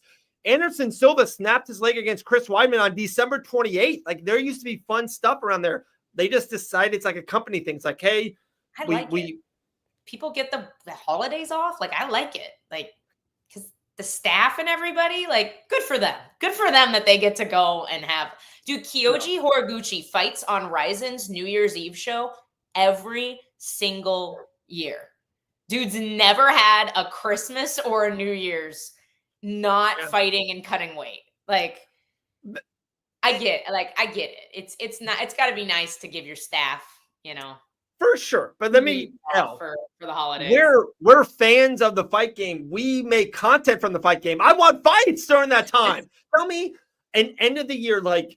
There's a reason. Brendan Schaub said this, so I'm going to give this man all the credit. There's a reason why NBA is humongous on Christmas, and now the NFL is doing fights on Netflix. Doing football games on Netflix. There's a reason why. Tell me, and I say this all the time, you don't need a 10-person card, 10-fight card. Just give me Kayla Harrison versus Juliana Pena and Michael Chandler versus Patty. Christmas night on Netflix. You want 2 fights? Yeah, 2 fights. You want the UFC to spend millions of dollars on an event for 2 fights? You know how much money they would get? Like, you don't need a full card. You know how much money Netflix would pay for a 1-hour special? Hey, I wouldn't be upset to pay pay-per-view money for 2 fights. No, it's free on Netflix. Oh, I get what you're saying. So Netflix say, hey, UFC, here's $40 million. Pay your fighters, pay your staff, put the rest in the bank, and I want a 1-hour special on Christmas night. Okay, but what about, so where are they going to do it? Are they doing it in the Apex? Because it doesn't make sense to do it at an arena because nobody's going to want to buy tickets for a 1 fight in person. At the Apex. I guess. Wow. Seems so weird. You are spinning on 3 fights on Christmas night. You're spinning on it. I'm not sold on 1 fight. I don't know. I didn't say 1. I said 2. Or 2. I caught myself the other day, like 1 a.m. watching the title fights. Yeah, I know it's bad. It's bad. No, I'm ready for fights to be back too. I'm like, it's nice that their staff gets a couple weeks off. For sure. Guys, it's been so bad. I've been watching PFL cards. Oh, it's been so bad. I've been We honestly we should have done a Ryzen special. because I forgot they always do that New Year's Eve show. Did you watch or see any highlights of the Tyson Fury Usyk fight boxing match? I did not. I did watch some Bryson highlights though. We had a couple guys win. I didn't see anything on that. How was that? It was good. It was good. That was good? Kyoji won. That guy always wins. That's all he does is win. All he knows how to do is win. We had another guy win. I believe a title fight as well. From ATT. I can't remember his name. Those guys win a lot from American Top Team. Talking about a winner, Miss Elle Dawson. This man wins a lot, has done a lot of great things in the UFC. He fights this Saturday night back at UFC Vegas 101 in the Apex. Thiago Moises to the show. Thiago. Brother. What's up? What's up? Thank you guys for having me. Thank you for joining us on Fight Week. I know how it goes. I appreciate it. No, I appreciate We'll you keep guys. it short and sweet. Short and sweet. Thiago, first question. I want to eat sweets. That we can't help you with. I know. Not yet. Do the pouches, the caffeine pouches. That's Yeah. Are you a Zen guy? Are you one of those? Do you do like you everybody? I use Zim sometimes. I have one right now. Me hooked on. That's so good. So good. Did you have a good holiday season? It's got to be a little bit different for you with having the fight in the near horizon. How was the holidays with you and the fam? It was good. It was good. My brother eats at my home, and my brother-in-law also. So it was good. We had fun. Like the only hard part was the diet. Yeah. But it is what it is. It's part of the business. Yeah. It's always a bummer to fight right after the holidays, but you'll get to enjoy it. And you and Grant will actually not be dieting at the same time for once. Yeah. So let's do a barbecue after. Dude, barbecues at honestly all the Brazilians' houses, but specifically Thiago Moises' house. Top notch barbecue. Yeah, I'm inviting myself, Thiago. I'm sorry. I'll be there. Okay. I'll be there. Yeah, you're invited, brother. How has been this fight week? You're back in Vegas at the Apex. I was gonna say you fought at the Apex last time as well, right? No. It was 2 times before that. 1 time before that. I don't even remember. I don't even. It was some small town. Because your last fight was Klein? St. Louis. Yeah, Klein. Okay. Yeah. Oh, St. Louis. You fought in St. Louis? No, not St. Louis. I have weight brain. I shouldn't be asking you. I should just be Googling it. But I'm doing it right now. Very, very, very small town. Where was it? But it's been a while since you've been in the Apex then. Are you looking forward to being back in the Apex? Do you like it? Do you prefer the crowd? Do you know what is weird? Like sometimes I fight it like when Louisville, I fight in Kentucky. Louisville. Louisville, Kentucky. Muhammad Ali's city. So when I fight in the Apex, I'm like, I rather like a crowd, Yeah. So when there is crowd, I rather fight in the Apex because I can hear my coaches better, So I like both, I like both. My main question for you, Thiago, I know what to expect. Your great skills, great heart that you'll bring Saturday night. I expect a big win from you for sure. But to me, it's so wild the next 10 days for, kind of you guys, the lightweights, with you and Grant and Moicano fighting. And then he fought Benoit Saint Denis and you had him. Seems like there's all this, mixed match. Arman's fighting for the championship. You fought Islam. Seems like there's a lot of connecting dots. And how do you think those guys will do the week after you? Big fight for Grant, Moicano, and then, of course, Arman fighting Islam for the championship. I think it is gonna be like a great weekend for ATT. I think they're gonna do great. Like I think they're gonna smash it. Everyone. Okay. I love it. So you're thinking Arman can win the championship in 11 days and become the new lightweight champion? I think so. Yeah, Wow. I think so. Especially like first when they fought, like he was a short notice for him first fighting the UFC.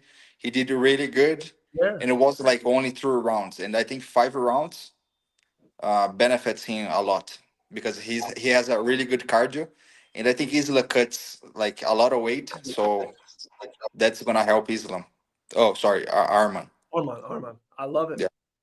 No, I saw Armand yesterday, and he's just like he's always lean, but he's like Mhm. unbelievably shredded right now. Like he looks in insane shape. And I agree with you. I Yeah. think the cut for Islam has been. I think it gets harder for him every time. Do you Yeah. think if he loses next weekend that he'll stay at lightweight or that he may go up? Yeah. I think he's gonna go up. I don't know. I saw him. I saw Islam yesterday in the PI. Oh yeah. Oh He yeah. looks he looks huge. doesn't, Still? doesn't look like he's fighting next week. He looks Wow. big. It's wild. Like I the same He's like big. I hear about that all the time. They look so it'd be Wednesday, and he's like, they look humongous. They don't like you said, Yeah. like, they still have the weight. Like Armand's still, what, 14 over, whatever it doesn't matter. But you know what I mean? But you can see him Yeah. starting to. Those He's guys, they look like they're 180 pounds still. It's wild. yeah. Like Isla is like is bigger. Like you can see that. That could be like an advantage, like in the like maybe first 2 rounds. But then I think Arma is gonna get the advantage, in the later rounds. Yeah. I think he'll feel better as the fight goes on. I agree. Yeah. I think, yeah, I agree too. Obviously, I don't want to talk about everybody else. I want to talk about you as well. I think this is a really interesting fight because obviously I used to train with Trey Ogden back in Kansas City. So I want to, I Did you know train you. him? I mean, not physically because I'm a small Okay. woman and he's a lightweight, but I know. you're around him a lot. I've seen him train before. I know his style, so I'm really interested to hear what you think of the matchup and just how you feel like you match up against Trey. I think Trey. I don't think he's a very well-rounded fighter, But the things that he does, I think he does really well. So if you get him in the spots you want to get in, you feel really confident. Yeah, like I feel like I don't feel like he has like many options, like many weapons, He has like let's say on the feet, uh, he has like the jab. He walks like back, He moves a lot. He has good footwork, but he doesn't have like many weapons. But the things that he does, like, so his timing on his takedowns are really good. His back control, it's really good. So this like lefty hook is really good also. So these things that I need to respect. So I'm taking him very seriously. I think it's a tough opponent, but I'm very confident on my skills. Well, and you've got all the should. lightweight training partners at ATT. Yeah. I know you've been helping Grant prepare for Diego. He's been helping you prepare for Trey. So it's you've got so many training partners. Is there anybody I wouldn't know off the top of my head that you were working with that you felt like emulated Trey really well? Yes. JJ Wilson. I trained with him also, like Bellator fighter. His grappling is very good. He was like emulating Trey. Yeah, I think JJ Wilson. My thing, Thiago. I'm sorry, buddy. I'm sorry. No, but I trained with a lot different guys. Dakota Bush. I trained He's gonna so get many that call different. soon. I hear. Gonna get that call. I know soon. we got to get Dakota in the UFC 2025. He's the guy who improved the most in the shortest period of time. I agree. Yeah. Because he's very good. Just he was everyone sparring partner, you know. Me, Moicano, Grant, yeah. He and I was knows just gonna I say think everything. that. Arman also. So there's You're in like the Shark Tank. The man's got to swim, or yeah, he'll drown. Like the man's got to yeah, swim. So like you just got to assume he's seen all these the best fighters on the planet, and especially in that weight class. Like yeah. I think Dakota, if it's not even this year, next year, he's just gonna like blossom in the UFC and just have a really really great run Yeah, in the yeah, late yeah. 2000s. I think he's gonna do great for sure. My thing I was gonna say too, I He's think it's giving a nice. everybody like tough rounds, you know. Yeah. Yeah. Always tough rounds at Yeah. ATT. When I was looking up your stuff, Thiago, and we've talked a couple of times, I always think, I don't know why, because you had that fight against Islam, and it seems like it was before his championship run. I thought more a veteran, like you're such a veteran of the sport. It shocked me to see that you're still 29. Like I thought you were older than that. So I think it's a compliment. I was like, man, Thiago still got a ton of like really great years, especially in the sport. Do you still feel the same way? You still feel you have an unbelievable runway in front of you in the fight game? Yeah, like I feel I'm very young, you know, but like I have been like fighting like for a long time. I did my pro debut when I was 17, Ooh, wow, yeah. but I feel really good, and I do look older with beard. You're a little But baby right now. yeah, but I think I like perfect for me. Like I want to fight till 35. Yeah, that's Till I'm 35. Yeah, That's ton the of sweet time. spot, right? Yeah. maybe 40, you know, but I think 35 would be good. Yeah. Be like Jim Miller if you fight the 38, 39. Thiago will have like Yeah. 43 UFC wins. Yeah, that would be awesome. He's still going. Is that a fight you would want? I know a lot of guys are like, oh yeah, I'd love to fight Jim Miller. Yeah, I would love to fight him. Yeah, I respect him a lot. You know, like how many fights does he have in the UFC? I think it's 41, 42. 41. Oh, that's crazy. You gotta What's gotta the respect overall that. record? Hang on. You're looking it Yeah, up? I would Jim I would Miller's like. overall record is 38-18. Oh my god, that's crazy.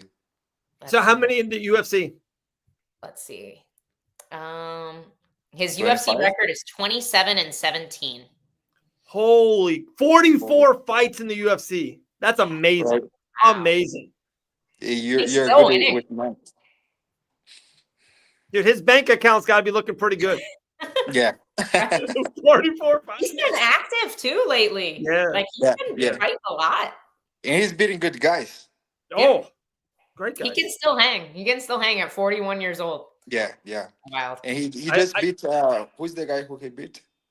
He just beat Jackson. David Jackson. David Jackson, yeah. And Jackson just beat Alexa Hernandez. Yeah. Yeah. I feel like I got Jackson's one Thiago of those guys- 30-25 and Jim Miller, though. I'm sorry. I got Thiago all day. Thank you, brother. Man, But, Thiago, yeah. always great talking to you. I know it's fight week, it's short week. We won't say anything else. Hey, we cannot wait to watch your fight. You're the fight I have permanent black marker circled. Saturday night, UFC Vegas 101, Thiago Moises versus Trey Ogden. Anything else for Thiago? Obviously, go kick some ass, get home. So, in Barbecue. 3 weeks, we can barbecue. Oh, awesome. At your place. Yeah. Grant, We got to get a Grant- grill. We don't even have a grill here yet. yeah, no, Grant told me like after his fight, he's getting a grill and he wants me to teach him Brazilian barbecue. Every time Grant fights, every fight week, he goes, oh, I'm going to make you dinner when we get back because I cook all his food throughout fight week. Every fight, he's like, oh, I'm going to make you dinner. Not once has he made me dinner. So you got to come teach my husband how to grill so I can get some steak for dinner. I got to teach him Brazilian barbecue. Oh, so good. Hey, send location, okay? Send location. Yeah, he said. He said to me like I'm gonna get a grill and I'm gonna buy a cow also. Yeah, he's been wanting to buy like a whole cow. We got some deer meat from Dakota too. So Deer's good. Oh, that's awesome. Deer is so good. You know, So instead of having Thiago sign like a glove for a giveaway, we should get like a grill set. Have Oh, a Thiago Moises autographed like spatula. sounds good. Do No, that. just imagine if a fan gets the But- chance to eat barbecue with Thiago. Yeah, but like I'm gonna be honest. Like I'm like Brazilian barbecue. I'm like white belt. Just started doing this He's year. being modest, guys. He's being modest. He makes top-notch steak. Top-notch steak. Maybe it's in the blood. I don't know. It's in your genes. Yeah, it's in my Man, genes. I love it. All right, thanks so much, you guys, for having me. This was Thank you, Thiago. Thank you. 18-8, going to get a big win Saturday night. Thiago Moises, my man. Talk to you soon, brother. All right. Talk to you soon. Good luck. Right. Thiago Moises, what a stud. Oh, he's What the a best. stud. We love Thiago, and he is being modest. The steak is top-notch, guys. Top. Dude, I just got invited to a Brazilian barbecue cookout now. That's what I got out of it. I've had Thiago Moises barbecue. I've had Moicano barbecue. Oh, Thiago Alves, though. Thiago Alves can freaking grill. That man is a grill master for sure. And if you we were hanging out at Pitbull's house one time, and if you're just chilling there, he just keeps bringing meat, platters of meat. You've been full for hours, but I think it's just a Brazilian. It's a Brazilian thing. They just keep feeding you. and so another good. man has never said no to Thiago Alves. You don't say no to that man. It's a Pitbull, for goodness sake. Dude, he just reposted his fight against Chris Lytle. Oh my goodness.